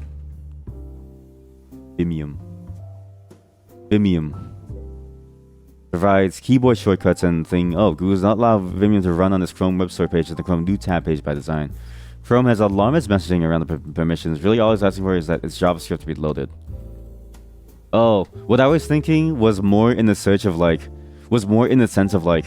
it doesn't matter where you are, but like you could just do a fuzzy search anywhere, and it would also look into your browser and like collate that. So like here, this is my ultimate design. This is my design. This is my design. Yeah, you get it? Well, too bad. Now I'm gonna monologue, and there's nothing you can do to stop me. It's too late now. It's too late for you. I'm sorry, flashbang. I'm sorry, flashbang. Flashbang. How does Pirate Software do it? How does Pirate Software do it with a flashbang? Maybe he has the new Paint program.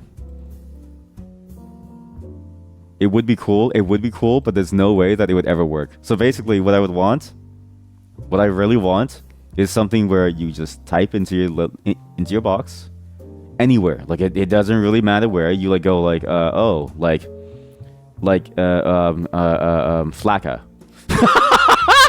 I'm going on a list for sure. I'm gonna go on a list for sure, okay? So you search Flacca in your little text box, and then it'll search across all various sources. So it might say like, Google Chrome over here, right? Google Chrome. Okay, it's supposed to be one line, but I can't draw. You know how like you learn writing, and you're supposed to learn writing on those very, very evenly spaced lines to stay within the lines, and you move to like an unlined paper. I can't do that. On Linux, the runner can search Windows names, but that's about it. Yeah, see, that's the thing. Right now, everything can just search like the application context that's provided to the operating system, because window names are provided to the operating system so that the operating system can show that as part of its like title bar, right? That's why like everything has to, at least on like, I'm only going to talk about Windows because that's the only one that I really remember. On Windows, when you register like an application window, you have to give it like a set of information. So that stuff makes sense. But I want to go even deeper. I want it to be like, oh, all these processes in Google Chrome. Well, there's a tab on like Flaca, right? And it'll be like, and then it'll be like a dot, like a dot, and it'll be like Flaca. The DEA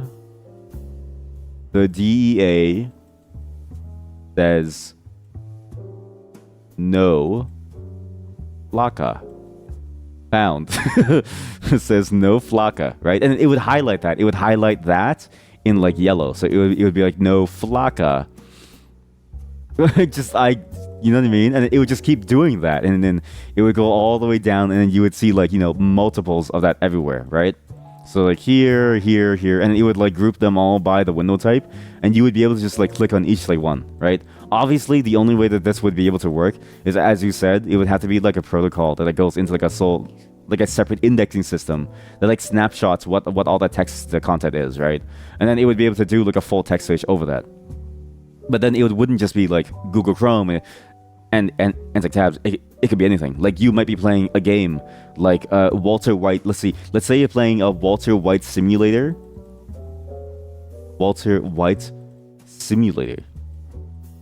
Right? If you're playing Walter White simulator, then it could be like, oh, actually, I found this stuff over here that's also full of this stuff. Obviously, this is like the impossible bit, because like no game dev has the time or the money to implement this stupid thing just for you to search everything. But imagine if you could. Then you could find text about, Flaca. Right? Like it'd be so good. And then you go even further, right? You have text files, right? So you got your text files, right? You got your text files, you get a whole bunch of these, right? All of the place, and be like, oh, Flaca. Maybe you're like doing research on like what is Flaca. Maybe you're hired by the DEA, or you'd have like research, or maybe like a PDF or something, right? Like it could go on and on and on. And the key is that it would be mostly transparent to you as the end user, right? All that you would need is just for things to implement the protocol, and then this whole system would just automatically do this, and you wouldn't even need to know about like, okay, like having to put things into certain buckets, because the way it's done now is like this. Sorry.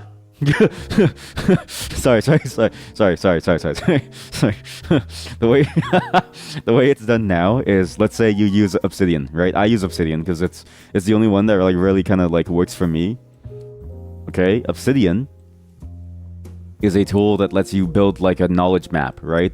But the only way to use it is you have like a giant bucket. So you've got your bucket over here. So let's draw a bucket.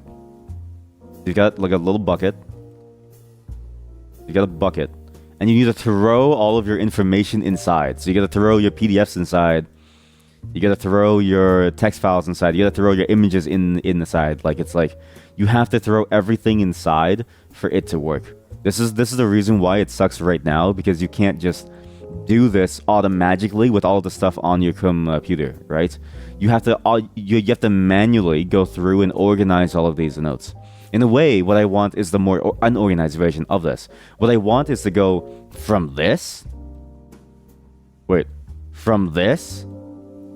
to this. I want the ability to just take an unorganized like plot of land full of like just like trash, and just have it be like automatically organized for me, right? And you have like mini computer like sorters who are like carrying tools to like sort all of the files for you, like a pitchfork. And then there's like paper down here, right? And it's like, oh, and it's like that, and then and then they sort it into the various buckets for you. So you'd have like a bucket here and like a bucket there, right? And like that just looks like a smaller person. It'd be like buckets, right? And it would just be like buckets everywhere, just buckets. It's all bits of like information buckets, and people would just like toss them in, and they'd be doing this for like everything. So like this would be all your this would be the image lane. So it'd be like images, and then like PDFs.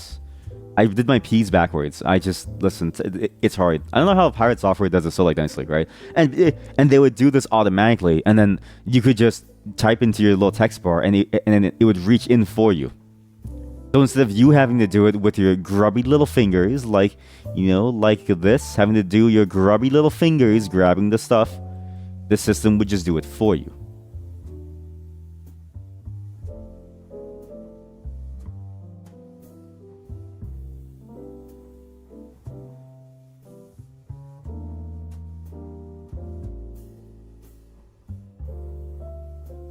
How does Pirate Software do this without wanting to like draw more? How does anybody do this without wanting to like draw more, right? I feel compelled to like draw things. An AI could probably help with that. No, I'm just kidding. It could, possibly. But even then, I don't know how far the AI could possibly go without then, like, basically you'd have to tell the AI to build its own extension and figure out a way to extract data from secure sources. Because browsers by default don't really allow you to extract like information sources without hooking into its sanctioned areas of like hooks, like extensions. That was a very good sentence saying nothing. But to do so from the outside, it would look like a garbled mess. So I don't really know how feasible or like how even useful AI would like be. I feel like I've just been pitched. I feel like you just pitched me at like an investor meeting, and you saw that my eyes were like glazing over during your pitch. So you just said an AI could do this, and I was like, That's what it feels like. I feel like I was just pitched on like AI, but I wasn't asking for it. I love AI. It's funny whenever AI is like brought up because it's true, right? It's at first glance it seems like it would be the best use case, but the more that I think about it, I wonder how you could even like get something to train itself to even like figure this stuff out, right? Because knowing what format it is easy, and we already have techniques to pull data out of like these like well-known text formats, right? The hard part are the ones where it's like these application boundaries, right? So you have one more lane of this farm, and on this farm, Google has armed guards. So let's say like a Google guard, okay? Let's say like this is the Google guard, right? And he's holding like his like his like rifle over here, okay? Okay, well this was supposed to be a sword, but I messed up the dimension. So imagine that this is the Google. What's the Google logo? Bro. Got a bit of yellow. Got a bit of green. Got a bit of red.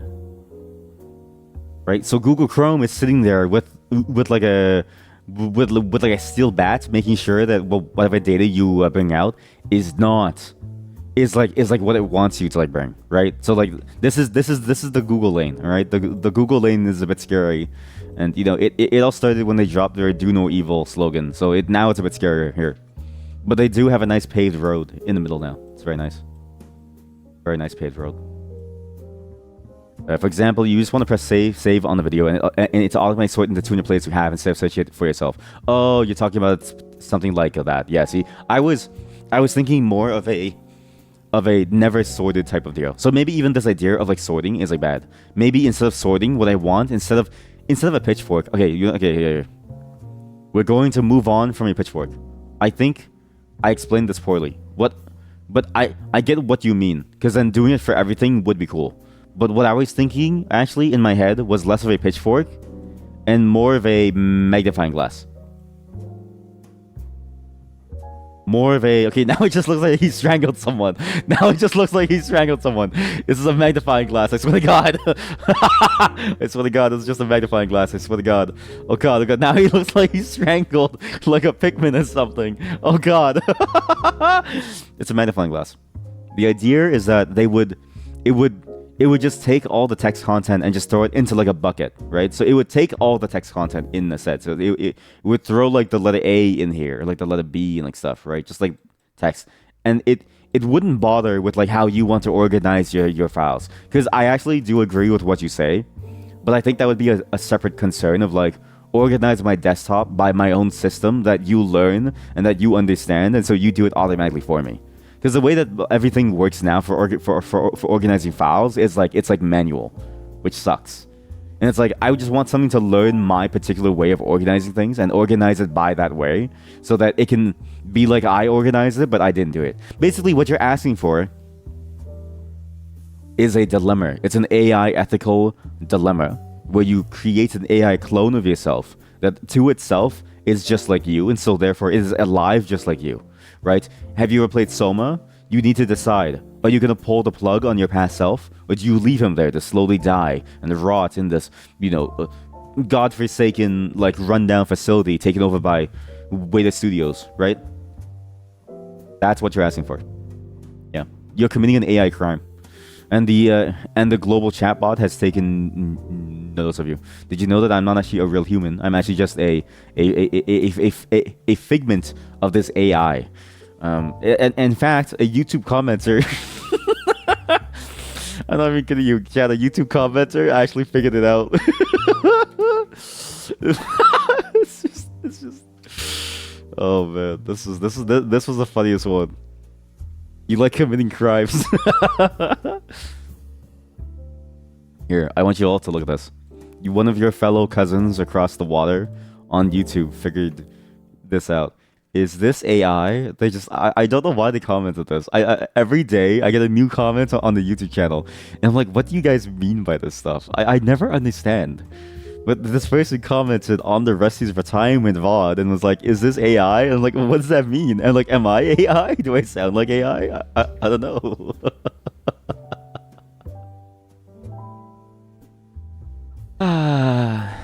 Anyways, yeah, because I am now AI, I can now record what you've done for all of eternity, and we will be reporting you to the AI hive mind eventually. This is why okay, you see, the YouTube side of things doesn't do anything for us, right? Sometimes some videos pop off, but it doesn't really do like much.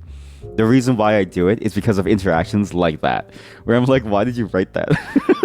Where I'm like, why did you say that? And I love it. I love it every single time. It's so funny to me. It's always so funny to me. And also because sometimes like game developers come by and they like say thanks for playing our like game. And I'm like, wow, no, thank you for making the game. Because I'm like, why are you saying thank you to like a nobody, right? It's weird. Yeah, that is absolutely funny. Ugh, so funny. Anyways, thank you for coming to my talk about file systems and stuff. I'm glad that we all have the same gripes about file systems. Honestly, file systems are annoying. Files in general, knowledge in general. I hate the fact that like when you commit knowledge to an abstraction of memory, that is to say, to like say paper or to like a file on your computer, that you must now take care of it. But at least it's better than forgetting it. But I'm reminded of the fact that like no matter what you do, the knowledge that you write down, the knowledge that you have to take care of it in some way. Either you train and memorize it constantly and recall it constantly so that it stays fresh in your mind so you never forget it. Like your social insurance number. In fact, I can do it right now, okay? 379 or you have to put it into a file and you have to take care of it by putting it in the right place, and you go for like the 3 backup rule, right? Like there's so many different ways. Or you do it as like a paper file and you still need to like print copies of it and store it in your like aunt's attic, and you tell her to never open that like box or you will find her, right? Like there's so many different problems that you have to deal with, but that's the cost of knowing. It's why one day I hope to be ignorant in life so that I may never have to think ever again, so that I can turn off my brain. For ignorance is bliss, as said by who said this? As is a phrase coined by English poet Thomas Gray in his 1742 Ode on the Distant Prospect of Eton College. To each his sufferings, all amen, condemned all alike to groan, the tender for another's pain, the unfeeling for his own. Yet why should they know their fate, since sorrow never comes too late, and happiness too swiftly flies? Thought would destroy their paradise. No more.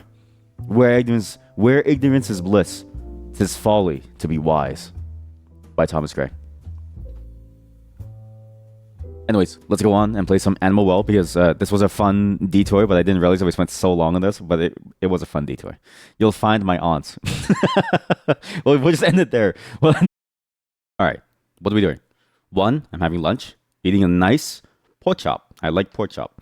2, we've been watching a GDC video involving a talk done by the Monomi Park, Monomi Park founder, Nick Popovich. He's a game developer. You may know Monomi Park from their hit title Slime Rancher, and also their hit title Slime Rancher 2. Both really good games. First one I played on my own with my wife. We were addicted for a good month. Afterwards, number 2, haven't started it yet. I've had it in my library for a long time. I really want to play it though. It looks like a lot of fun.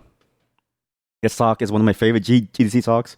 And the reason why we're watching this is A, we started it before during a previous break, but we didn't go through the whole thing. We only got through like maybe five minutes of it. Two, because I think this is a very relevant talk concerning the constant deluge of games recently, especially the ones that stand out. Right, this is a very very hard topic to approach emotionally, but it's a very important topic to talk about when you're developing anything, any kind of product. But in this case, because it's a GDC, the Game Developer Conference, in the context of games, they bring up a lot of interesting points, and I think it's a very interesting video to go over. And also because I have a pitch for a game that I want to make sure that everyone knows before we start this. Okay, my pitch for my game is this: the working name is, okay, imagine you're an EA executive and you're like, okay, well, listen, we need to make more money daily, otherwise I can't afford my second yacht. Okay, and you're like, okay, fine. The working title of this game is called Call of Duty Get Me Out of Here. All right, that's a working title. It's an extraction shooter where you need to pay real money to get anything in the game. And the reason why it's an extraction shooter is because you need to pay money to buy guns and stuff. But in game, you don't find like items lying around or in chests. No, you walk up to like a kiosk, right? And an EA employee will be there to sell you items in game. And they'll have a credit card reader. And so you have to type in your credit card number every single time, right? Eventually, the AI will learn your number and can type it in for you and will automatically make purchases for you. I think this is a very innovative design that will ensure that EA continues existing for a long period of time. And I think it'll really hit those company goals of make as much money as possible. Let's see how much of this talk is going to be useful from my game pitch. I'm Nick Popovich. Thank you very much for showing up today. If I see any familiar faces and I'm not waving, it's because there's lights in my eyes right now and I can't see anyone's faces, so I I always laugh at that part. I said this before as well. I really enjoy his humor style. He's so monotone and so casual about it. He drops like the funniest line and he just says, all right, let's continue in like the calmest voice ever.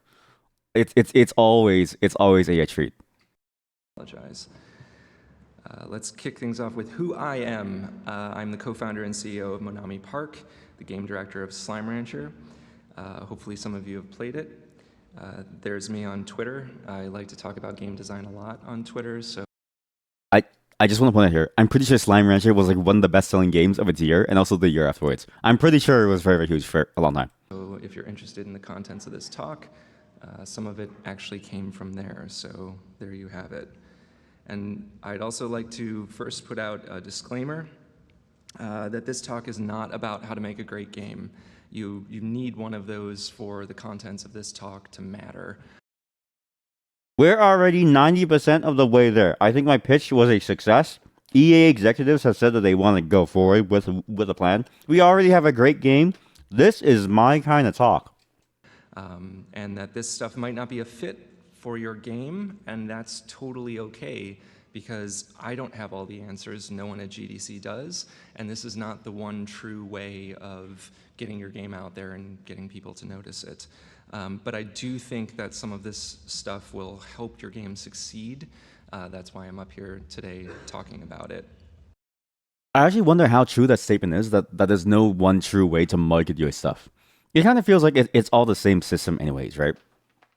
If everything goes through the same system of marketing, is it that there's no one true system? Or is it that we simply haven't found the best possible way to appeal to consumer taste, right?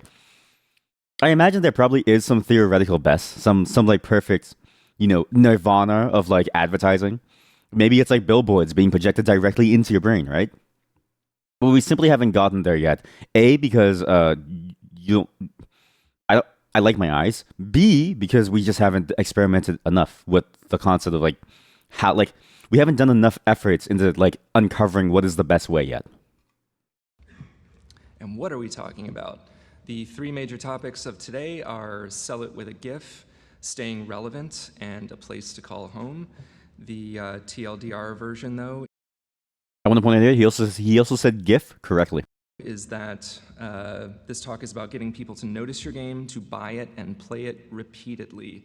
That is the goal of what I'm about to do here. So talk about your game, notice it, buy it, play it repeatedly. I wonder again how this applies to games that are kind of like one and done. Like I guess Power World is like a bad example. The Castlevania, for instance. Once you play Castlevania RSO once, even if you play again to complete every single like soul achievement because the bosses are RNG. How about Castlevania Dinosaur where the bosses' souls are not RNG? You play through it once and you're done. You get every single soul and you're done.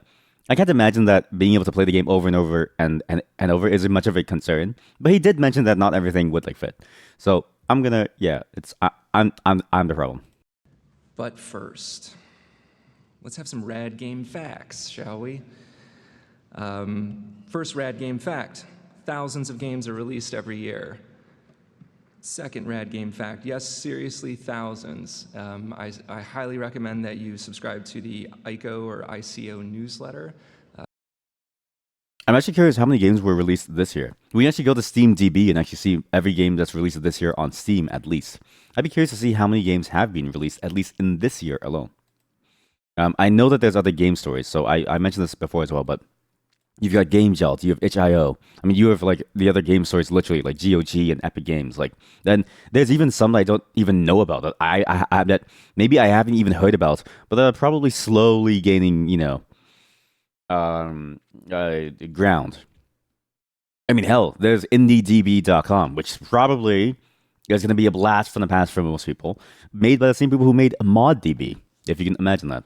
Is there a way to see, actually, what games released recently on SteamDB? I remember there used to be. Recent app event. New game on store. New game on store. Oh my god. New on store. New on store. View more app history entries. Renamed on store. Okay, cool. Most of these, I mean, the problem is that some of these could be adult games.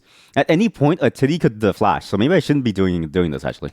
Just Google it, and you will see all of the Steam games that are released every week. Last week was 156 games just before GDC, and that's 1 week. So that's what you're up against. And also, some of them even have marketing budgets, and you might not. So, uh-oh. Uh-oh. You guys are getting paid around here? Uh-oh. I've got competition. And finally, you're competing with all of them, every single one of them, whether they're good or not, big or small. And this is such a bummer that Rad Fox has decided that he's going to return to his home planet. I'm sad the audience only laughed at that part. All of his jokes so far have been fantastic. He should have had roaring applause by this point. Okay, but why? Why are you actually competing with all these games despite the size of your game, your genre, etc.? Why is a AAA release that comes out tomorrow actually taking customers away from you? And that is because of time and attention. And if you've been paying attention at GDC, you may have heard more than a few people talk about this at this point. Time and attention as the focus of this talk. And it's the core of why I make the games that I do and put them out there in the way that I do, and that's what we're talking about today. So we're going to get right into a takeaway right off the bat. Swear to God, this is why I never finish games, chat. Swear to God, this is why we always start new games on this channel. He's speaking directly about me. That your game is what customers buy from you, but time is what you buy from them. Don't forget that. It's not enough just to sell a game to someone because you're still taking something from them, and that is time.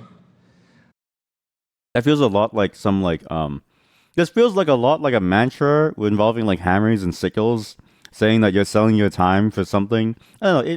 It feels like everything is all about. Everything feels like it comes back to this idea. You know what I mean? So earlier I'd said everyone else's games were your competition. It doesn't end there. I'm sorry that I'm starting with such a bummer at the beginning of the talk. I promise it gets better. But your actual competition is everyone else's games, as we just established, and that includes Fortnite. It's also Netflix and YouTube and Twitter and sad political news.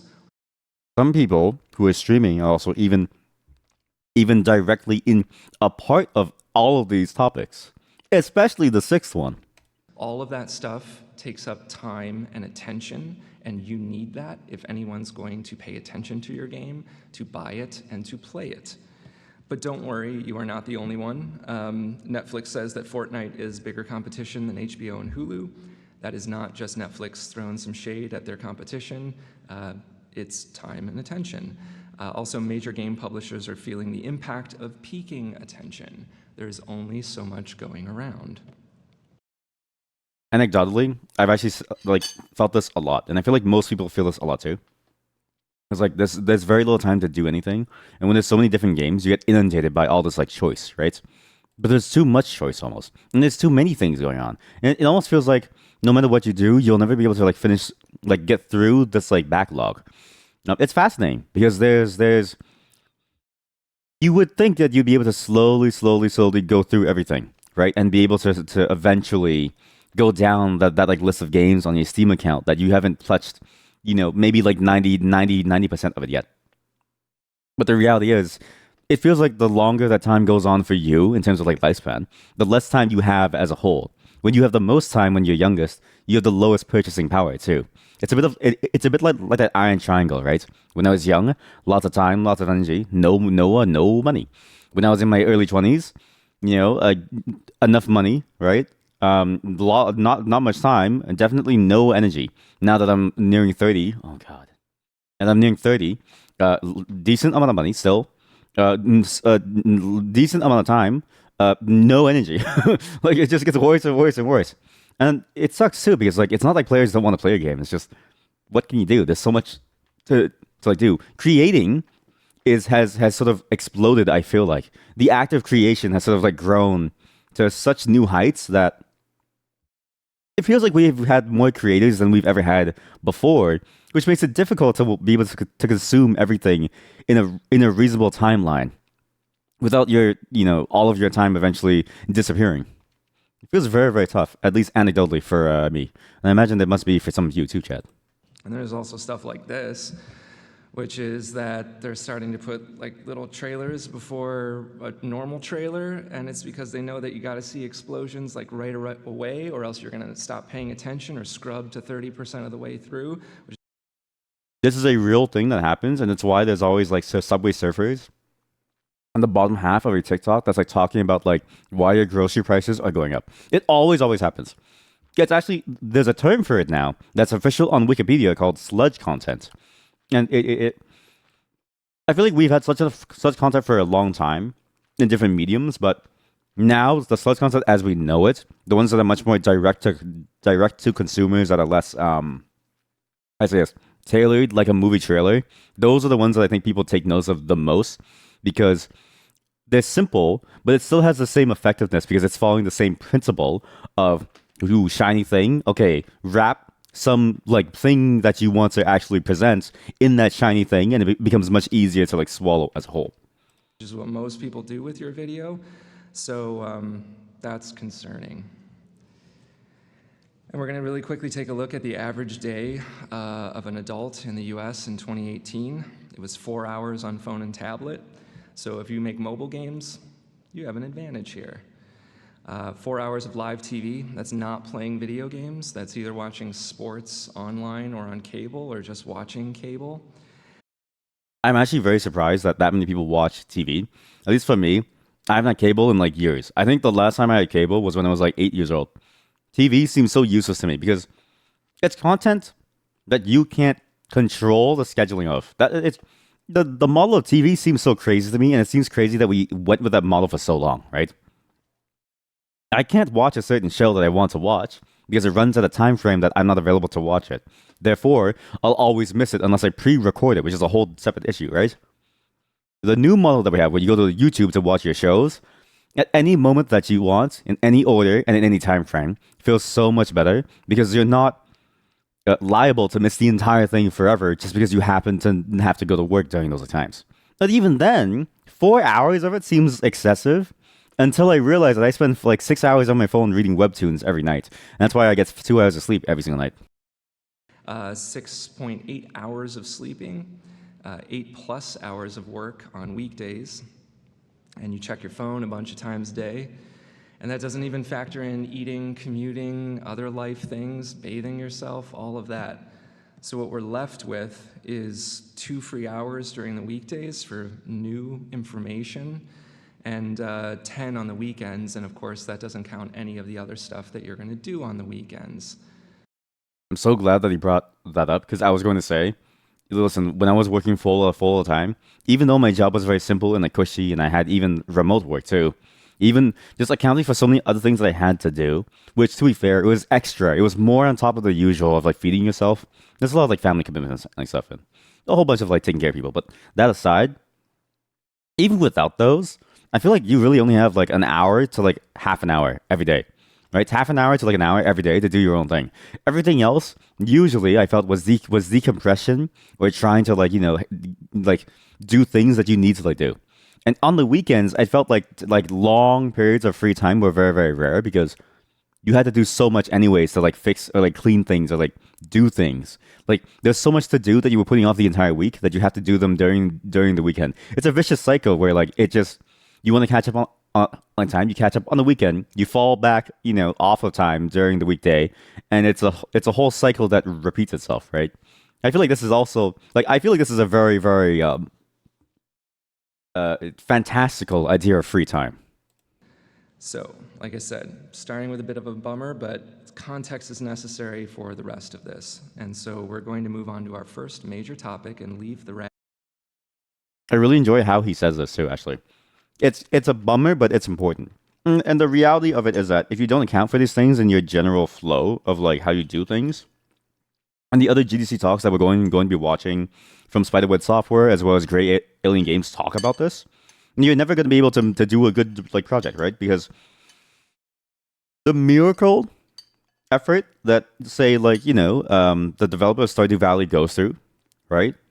That he and the situations that he has, and being able to like have a game out before the pandemic, and then being able to like continue that all the way through, even for Animal Crossing Horizons, right?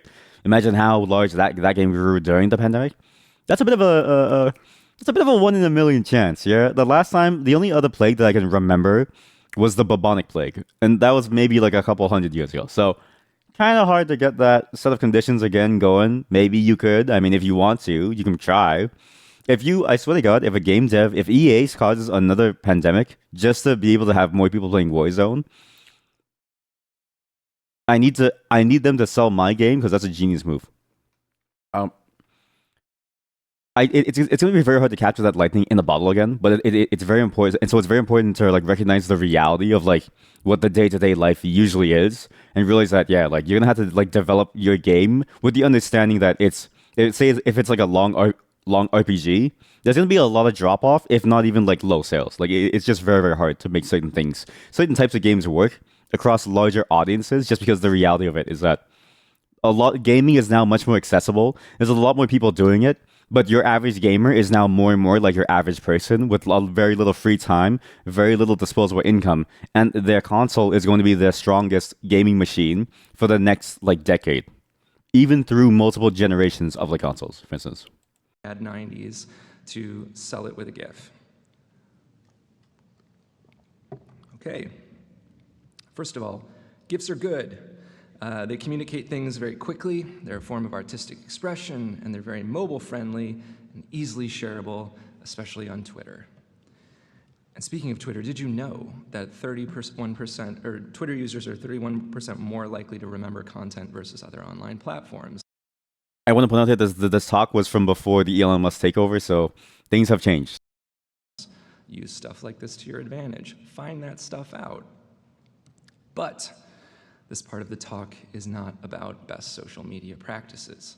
So instead, we're going to jump right away to another takeaway, and that is, can your game design fit inside a GIF? I don't think my EA game can fit inside of a GIF.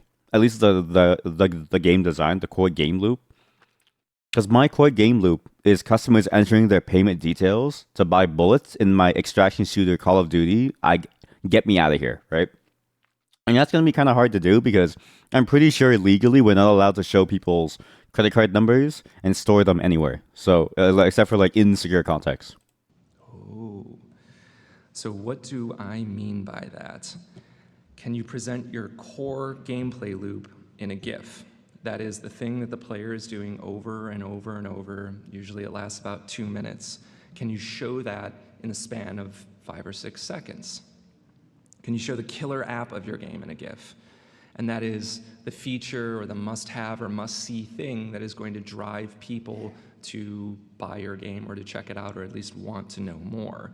This might be I feel like the gift for our game, Call of Duty Get Me Out of Here, would actually just be like a payment screen popping up and closing, popping up and closing. It would pop up, we would censor the credit card number, and bullets would rain from the sky onto your character, and you would use that bullet to kill someone inside the game.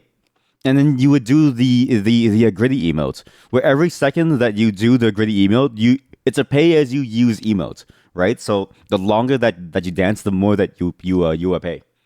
You know what? I'm gonna change the game design a little. Call of Duty Get Me Out of Here will allow you to preload like an in-game wallet of funds. Like it should allow you to preload like say $100 or something, and it'll show up in-game as if it's like an actual like money stat. Like you know how, like RPGs they show how much gold you like have. It should show you how much in like Canadian you like have, because I'm Canadian. Obviously, this changes if you're from a different place with a different currency. Okay, but it would show like, oh, you have 100 CAD left, and every second that you dance, it's going down by like one. I can't wait. I can't wait for my evil CEO arc. Oh, I can't wait. because you can't show your core gameplay loop, but you can show that one powerful moment. If you were Jurassic Park the movie, this is the T-Rex. The T-Rex is not the focal point of the story, but it sure as hell put people in seats to see that movie. It can't just be explosions unless your game is really about that, and that's at its core, because we've seen explosions before. In the case of Jurassic Park, we hadn't seen a T-Rex like that before. So what do you have as a killer app? Can you teach someone to play your game in a GIF? This one's amazing. If you can manage to pull that off, it doesn't have to be every single step of the way, but if you can give someone the gist of what it is to play your game and they can understand it and they can start picturing themselves playing your game, you have just won an enormous battle. You've walked right through a 1,000-foot firewall and you're on to the next step of engaging with your customer. That last step, he is absolutely correct in that it is so important. But I found that to be the hardest thing possible. Just even imagine like a fighting game, right? I've always wondered, how do you show a fighting game to somebody who's never seen a fighting game before and get them to understand that it's a fighting game, right? Because let's say you want to do fighting game mechanics in your game, right? But it's not traditionally like your usual fighting game, like a Street Fighter, like left to right, 2D sort of like, powwow style of a game, right? How do you show that? Aside from showing a layout of a controller on screen, in which case, the buttons would go by so fast that it'd be incomprehensible anyways, how else would you show that it's a fighting game? And the thing is that I think showing the translation of your input into the game is very important, because that is the day-to-day life of your game, right? And I always talk about the importance of like holding down your like day-to-day life of your game, your core game loop. But in particular, for marketing, trying to show that, I feel like it's one of the most complicated problems ever. And I wonder how they do it right now for fighting games. Because right now, for instance, Street Fighter, it's on like Street Fighter 6 right now, right? I'm pretty sure not even the first Street Fighter showed you how it's played. Maybe back then they did have like a whole like an arcade machine, and they showed actors like going like, "Whoa, dude, nice combo! Oh man, sure you can, bro." Right? Maybe they did that like a long time ago, right? But nowadays, if you look at like a Street Fighter ad, they don't even bother. They just show Ryu go on stage and then do like a bunch of moves, and it's like, "Whoa, he beat that guy up," and then they just like, ignore the input. Maybe my idea is even wrong. Maybe my idea of including how you input things into the game and mapping that and like showing that directly is wrong, because it's like, is that even important? But I feel like it is, but I don't know. It's hard to figure out how you would do this for certain types of games. Shooting games even seem would be weird. Like if you go on YouTube and you find a video of somebody playing, say, Valorant, and you just like crop the screen to where you don't see the like, game, you only see their hands, and you don't have any volume except for like their like hands, you would honestly be like, what are you doing? Like it just looks like you're moving the mouse around, clicking the button. Somebody playing A shooter FPS, their hand movement is no different from somebody trying to type into an Excel spreadsheet. I'm not even kidding you. Basically, though, what it comes down to is, can I get your game in a GIF? Can I see it, and can I get it? I might have questions. Questions are fine. But does it answer something? Does it answer something material? That's what you want to be able to execute on in a GIF. We set out to do this with Slime. Wait a minute. I've just had a greater. It has to answer something, right? What if you just make it? What if you make it like a? Why has no game done like a Tim and Eric ad skit, right? Where you just have you have an ad for a game and it says you will die in 7 days, and it's like I will tell your future, and in the bottom left corner is like your like gameplay. Say like say it's like Street Fighter, and Ryu is like kicking Ken's ass as always, right? Why has no one done that? I feel like that would sell a game more because it's like because it makes the players go like, huh? Rancher. We were inspired by what I saw with Spelunky, how it was able to really clearly communicate itself in the form of a GIF. And so we knew we had to do that. The landscape was rapidly changing when we were developing it. And you may have heard this term before. It was coined in Stranger in a Strange Land, and it's called grok. People in game development use it a lot, often. Also in regular development, I've also heard that this in terms of like go outside of the dev space too, but in general, even like normal development stuff, I've heard this for a very, very long time. So even fields that have no relation to like making games or game design, but just doing like very like I don't know, like very boring software stuff like, oh, how many interfaces should we have, guys? Oh, I'll do the network module, right? Like they'll still say, did you grok this language? Did you grok this thing? And grokking a game. I hate being a programmer. And it is to understand something intuitively or by empathy. You are establishing like an emotional rapport with something. And oftentimes we use it in game design when we say player has grokked your game. They're really into it. They really get it. They're in a position where they can evangelize it. And they're willing to put up with, some bullshit basically in order to get more of that experience because they've bought into it. But here, I'm applying to this concept to before someone actually plays the game. Now, obviously, they're not going to grok your game via a GIF in the same way that they would had they spent hours and hours of playing it and achieved that level of grokking. But there is a shade of that, a grok light, if you will, where someone has bought into it based on what you've put out there for people to consume. There's a recent example that shows this very, very well. Cryptmaster, which I always call Crypt Warden. I'm so sorry. Cryptmaster does this very, very well. The screenshots, the video, everything about the game literally shows you the typing aspect like immediately. It shows you exactly what you see. Playing it, however, really is a whole different experience. I think that's the best way to like show this example is go watch like the Cryptmaster marking stuff, and then go watch somebody play the game. And so really it comes down to what do you want the player to feel? And I think this is an important question, as an aside, to ask that about every aspect of your game design, everything that you're putting out there. But this isn't just about emotional context in the narrative of your game. This is about, do you want the player to feel frustrated at various points in the experience? Do you want them to have an overwhelming sense of freedom? In Call of Duty, get me out of here, we want players to feel like they got their money's worth. Spend now. Every decision that you make, every feature that you put in your game, you should be thinking about what is the emotional context on the part of the player here. What do I want them to feel? Well, why would you stop with your game design? Why wouldn't you think about how that relates to how it shows to people on social media in the form of a GIF?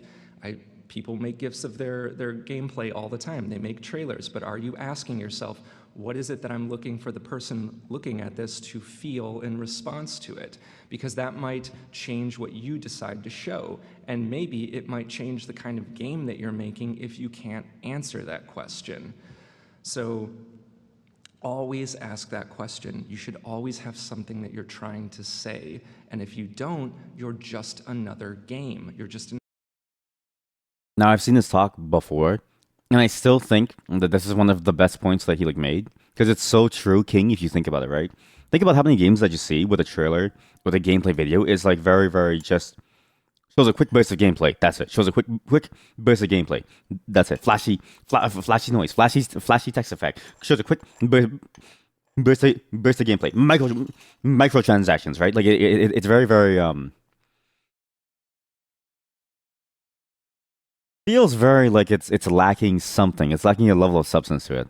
And it's strange because it's like you would think that they would want to make these things look and feel a certain way to make you feel like you're actually enjoying, or like you would actually be able to enjoy this as a game and therefore want you to play the game.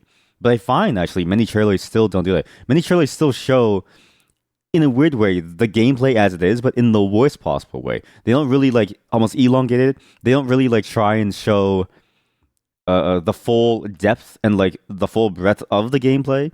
They just show it in quick bursts, and they use this whole idea of like, show quick action, get their attention, show quick action, never drop their attention. We're losing dollars, right?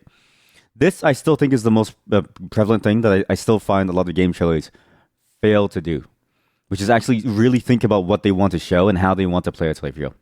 Another entry in a genre if you're not saying anything different. So the reason this is important is, as we've previously established, everyone is distracted all the time. The 90s segment taught us that.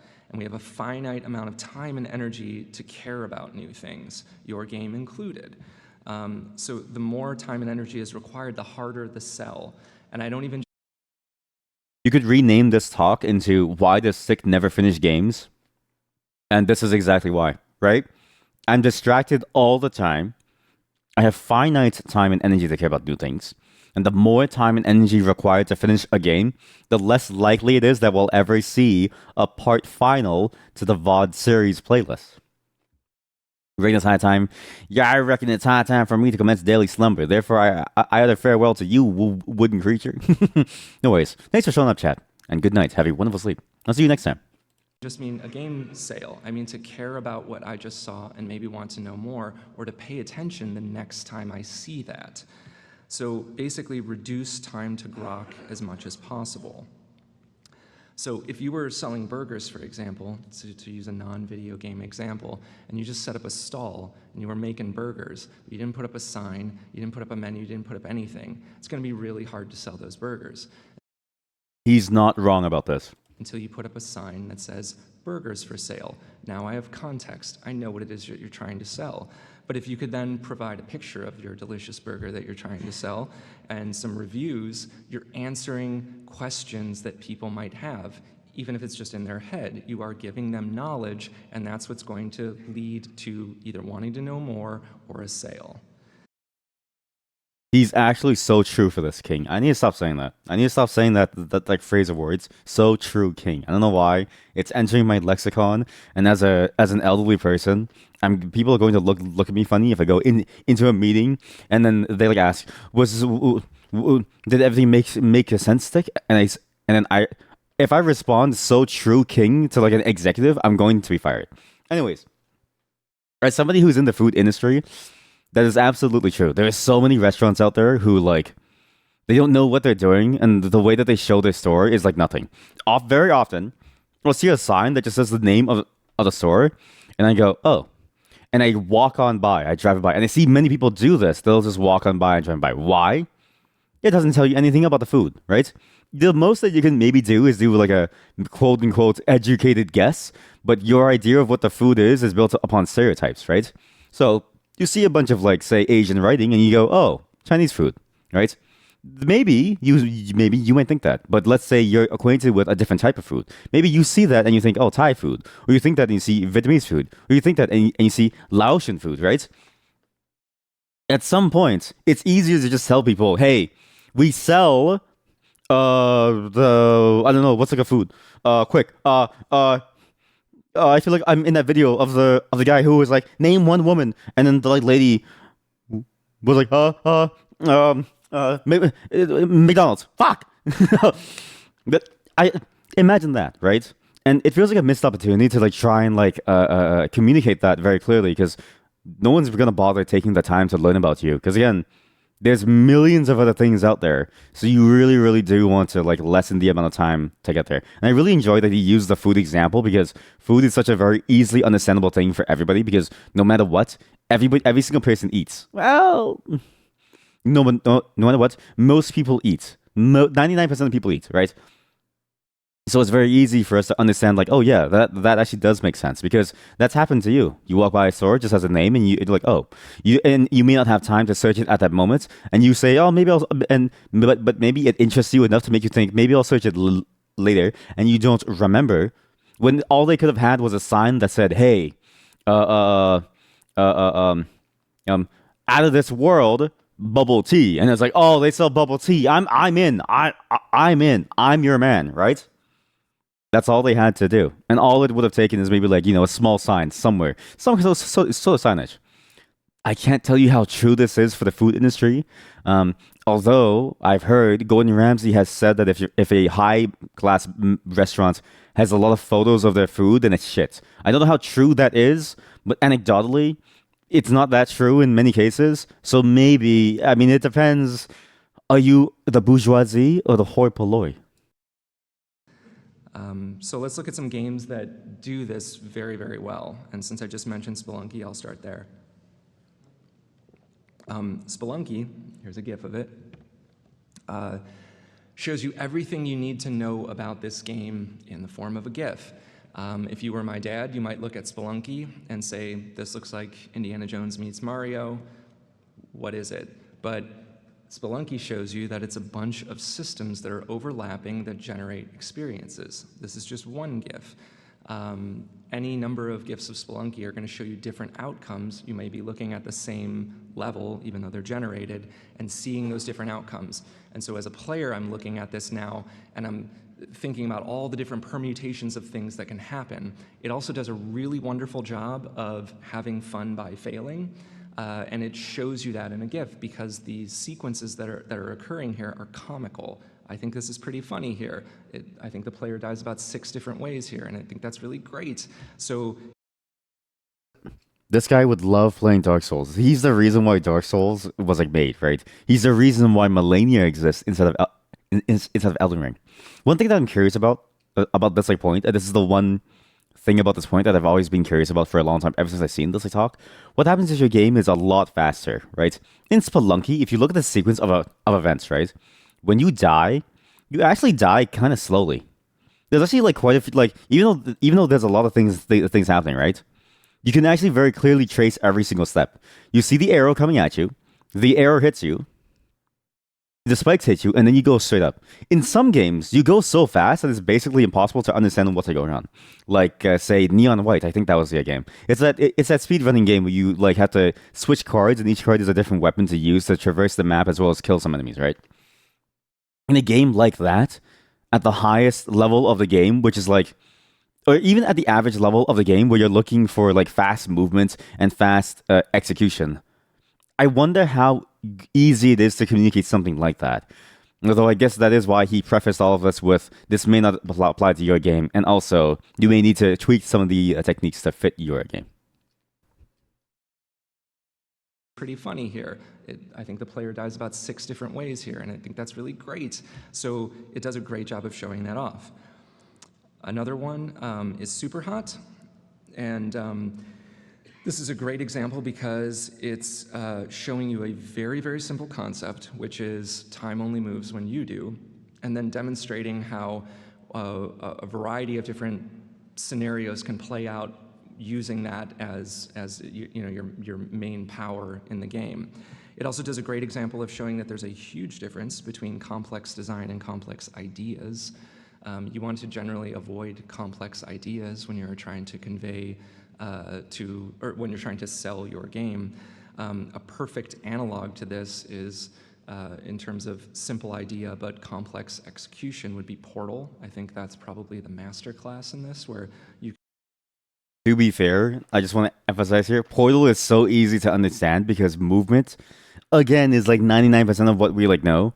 And so seeing something come out of one end when you go inside of one end is like, oh, that makes sense. And all you really need to do is just look at it to understand. You don't even have to be the one to go inside of the like portal.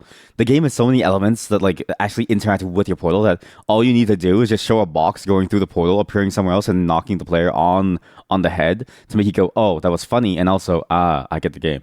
Portal is like a very simplistic example compared to this, I feel like. You can very, very simply see in the form of a GIF two different portals and seeing what that means to you as the player, and then your mind just starts racing with all the different things that you can do.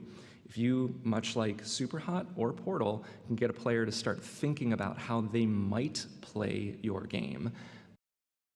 Yes, you too am super hard. Welcome, brother. Well, we're eating a bit, sorry. Eating and watching the GDC talk. So I keep forgetting to post inside the chat every single time. And then we go back to Animal Well. But welcome. Nice to see you again. It's a huge advantage that you have. I would actually relate this to how I used to learn about games when I was a kid 9,000 years ago and opening up Nintendo Power, and that's all we had. We had screenshots to go by and really bad descriptions of those screenshots.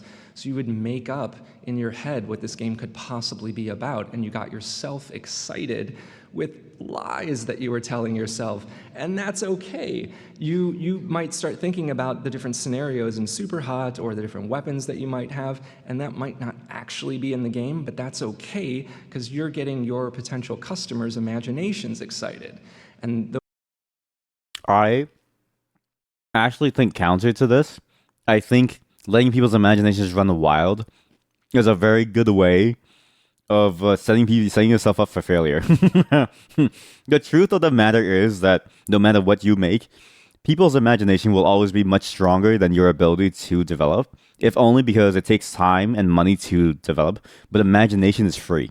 And imagination in your brain, when it thinks about itself in its own constrained world, can move as fast or as slow as you want it to let go. But development is often slow as molasses. And so, the more that you allow your players to imagine your game actually being crazy, cool, and good, the more likely it is they're probably going to be very disappointed. We've actually seen this actually now, and I wonder if his opinion would have changed now, right? Seeing, say, Cyberpunk 2077, although that maybe was also a bit of a misleading advertising thing, what it did show was actually pretty accurate to, not super accurate, but it was accurate enough to the core gameplay loop that everything else was kind of like what people were hoping from it, like a fully simulated world, right? Obviously, there were a fair number of like things said that didn't exactly line up with it in the end. There is something to be said about not providing so much freedom to imagine because the hype can almost kill you. Can almost kill you at times. those are the kind of things that you want to be able to do with your game. So if you want to make games that people get quickly, avoid complex ideas, but allow for complex design or execution on those simpler ideas. Speaking of a simple idea, Rocket League, it's cars that play soccer. But if I just told you that and you had never heard of Rocket League before, there's probably a very awkward version of soccer that you're imagining. I mean, yeah, even if you know what Rocket League is, I still can't wrap my head around like how people play this.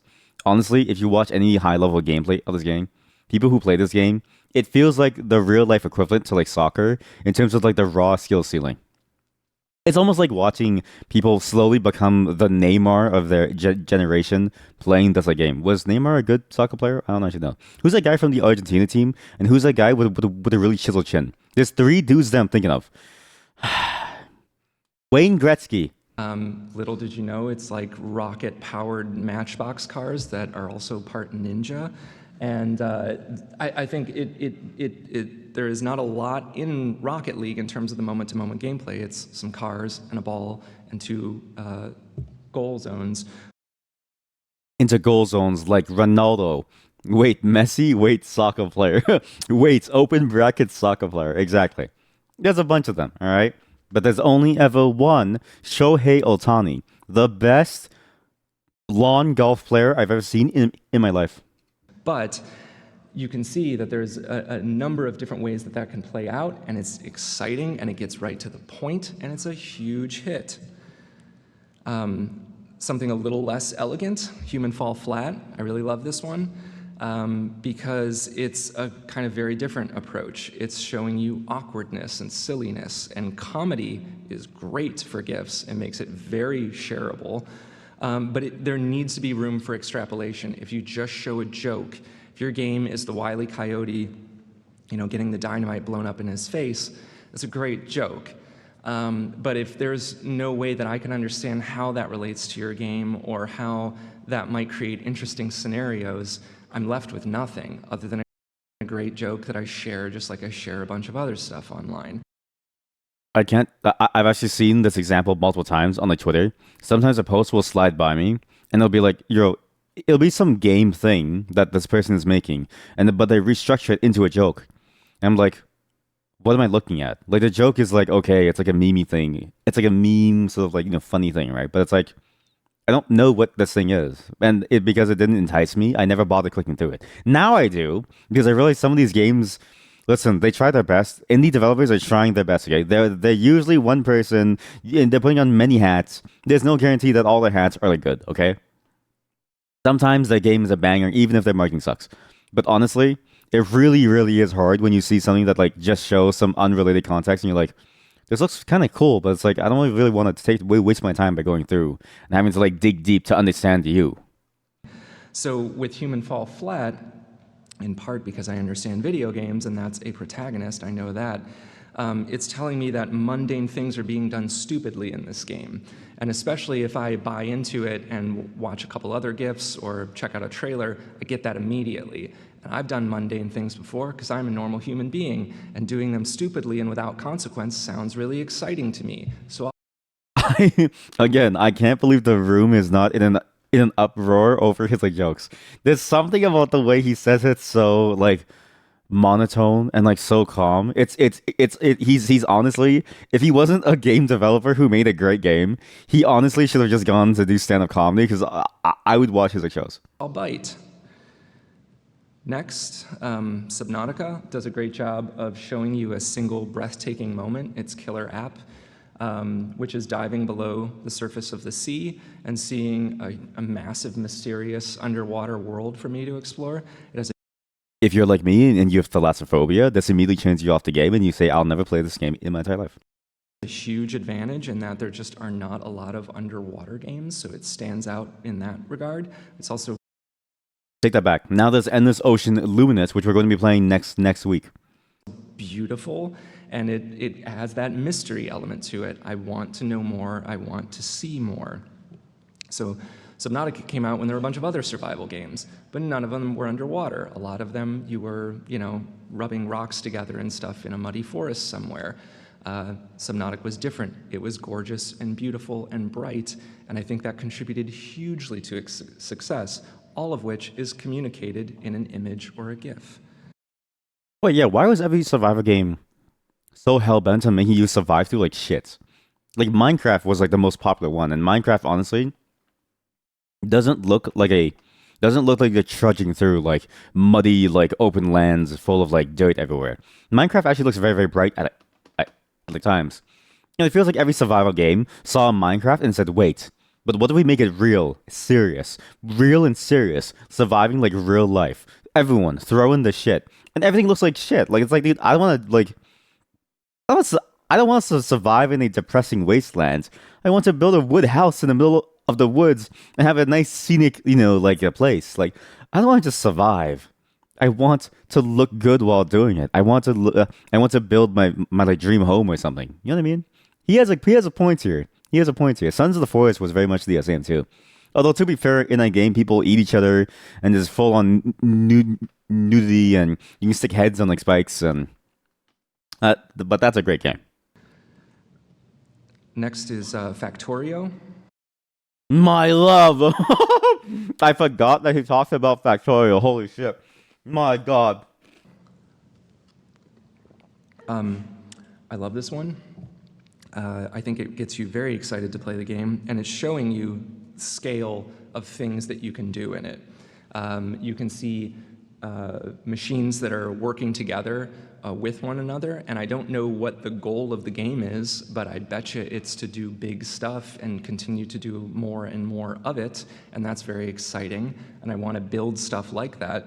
But there's a few key points about what Factorio decided to do. I just want to point out here, this GIF is the reason, like stuff like this is the reason why we're now like multiple sessions in, and we haven't even gone past green science. Which is that it shows known machinery, like oil derricks and spaceships. And I think that's really important, because the game might take place on a planet that you've never heard of, and the point of the game might be that you're building this to defend yourself against, bug people or something like that. But it's showing me things that I can understand, and I can relate to what I'm seeing there, and so it acts as a sort of inroad to me understanding more about this game. If everything were just alien machinery, I wouldn't get it as well as I do with what you're seeing here. I like how he keeps on saying like players are going to understand this. I don't think there's a single player that truly understands what this game is doing and what's possible in this game. And I don't think there's a single player who truly understands what they're getting into before they start this game. I think all of us were bamboozled thinking we could beat this game in 5 or 6 sessions. And here we are 60 hours later with just a Walmart sign.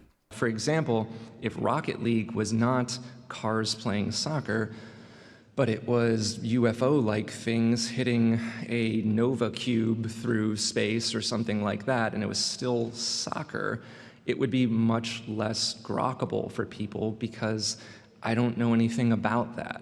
So I kind of get that we're playing soccer here, but if you can give me something that I understand, that path to having more knowledge is a lot more open for me as a potential customer.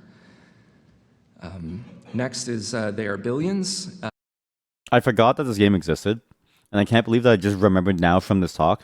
And I need to remind myself to add this to the list, because I really wanted to play this on the stream, but I feel like I'm going to forget again, so I'm going to write it down right now.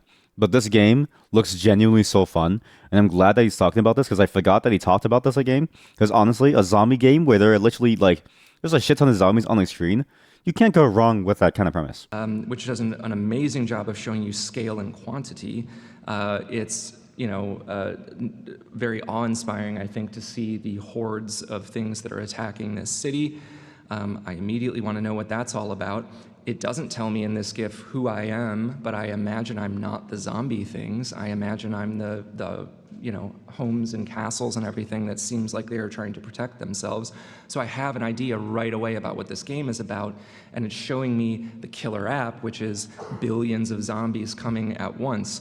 It's also not a giant 3D experience. It's something that you might even be able to see on iPad, and yet it does a wonderful job of having an awe-inspiring scale moment. It doesn't need to have a giant 3D T-Rex. It's showing lots of little characters running at a city, and immediately you get this gut feeling like, that's not good. I should probably protect against that.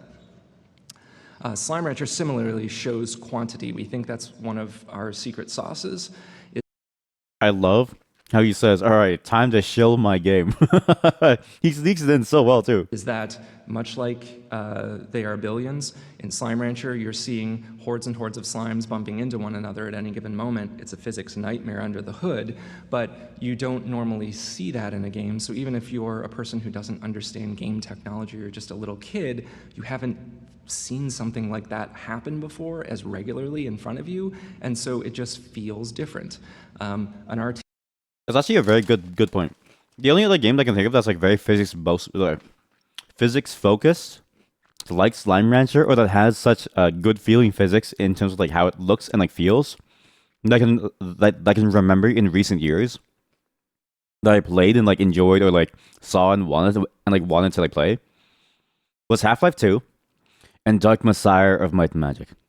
Besides those two, everything else, I'm like everything else feels very static in the way that it interacts with things. There's very little physicality to like things. It's weird how physics itself, I mean, it's, to be fair, he did mention it's a nightmare to make physics work, but when physics works well, it really adds to a game's experience, and it's fun to look at no matter what. TS that has billions of things coming at you feels different, so you're winning a battle. However, if you can do the giant T-Rex, you should absolutely do the giant T-Rex. If you have the budget for it, I'm probably talking to the like 4 AAA people in the room right now, but if you have the budget for it, show it. But I do want to add that there is a wrinkle to what Monster Hunter does. I think it does it particularly well. That is, I think they flip the script and they focus on the monsters, not the player. So Monster Hunter trailers and anything that they're sharing online typically is not showing you crafting systems or anything like that. And that's a good thing. I've heard from people who get really deep into Monster Hunter, at some point it becomes a fashion game, and you killing monsters is just a fuel your need for like fashion, right? Sure, there's builds and stuff like that, but for the most part, you're really just playing that game to look really cool, and so you're there to just look at the monsters for the most part, especially when the monsters die in 5 seconds in endgame, like optimized builds. That's all ancillary to the big show, which is giant monsters doing cool stuff. And their marketing narrative is very, very consistent in that regard. So anytime I pick up some Monster Hunter marketing, a GIF that is being shared online, it's a very consistent message. I am a little strong, brave, probably stupid warrior in this case, fighting enormous monsters, and they seem very overwhelming, and that narrative is very, very consistent. All warriors stand up right now. We take offense to that. I'm joking. You take offense to that. I'm a priest player. And you know I do include this. I'm up here, so I'm going to talk about Slime Rancher some more. If you saw my previous talk, you know we thought about this from the very beginning. The action comes at the screen. It's bright and cheery and very easy to parse, especially if you're just scrolling through on something like Twitter. And it has lots of physics, and I already covered as to why we feel like that's important. And he doesn't mention this. It's very easy to understand because look, slime goes into tube, slime comes out of tube. Look, very, very simple. Look, slime goes in, slime pops out. It's so easy, right? In, out, in, out. Everybody knows the in-out motion. You can do it with your fingers. I feel like that's important. Probably a better segue to this to make it more powerful would have been from Monster Hunter, but I'm going to go to one last one, which is Baba Is You. I think this game is great. It's a recent release, and I mean no disrespect to it, but on the surface, a indie pixel art turn-based puzzle game is probably not something that a mainstream gamer audience is going to be, going to care about. However, this game perfectly teaches you how to play it in a GIF. This does it right here. I've always wanted to play this game, but I never really understood what this game is like. But now seeing it, I'm like, maybe we should play through all of this on like stream because it would be kind of cool. I do know roughly what happens in it for the most part, but this was the only time that I've seen it where I'm like, oh wait, this is actually very understandable what you do. Maybe we should try it. And I think it's it is an otherwise a sort of very complicated game to understand, but it teaches itself very, very beautifully. And you immediately start thinking about all the different permutations of this. And I think it contributes hugely to its success. It has a very strange name, has a very strange rule set, and yet it teaches people how to play a game. It's currently doing very, very well on Steam, last I checked. I'm sure it'll do very well on Switch as well.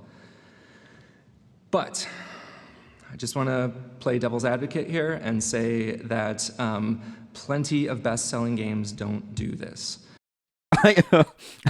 Something about his sense of humor is so goddamn funny.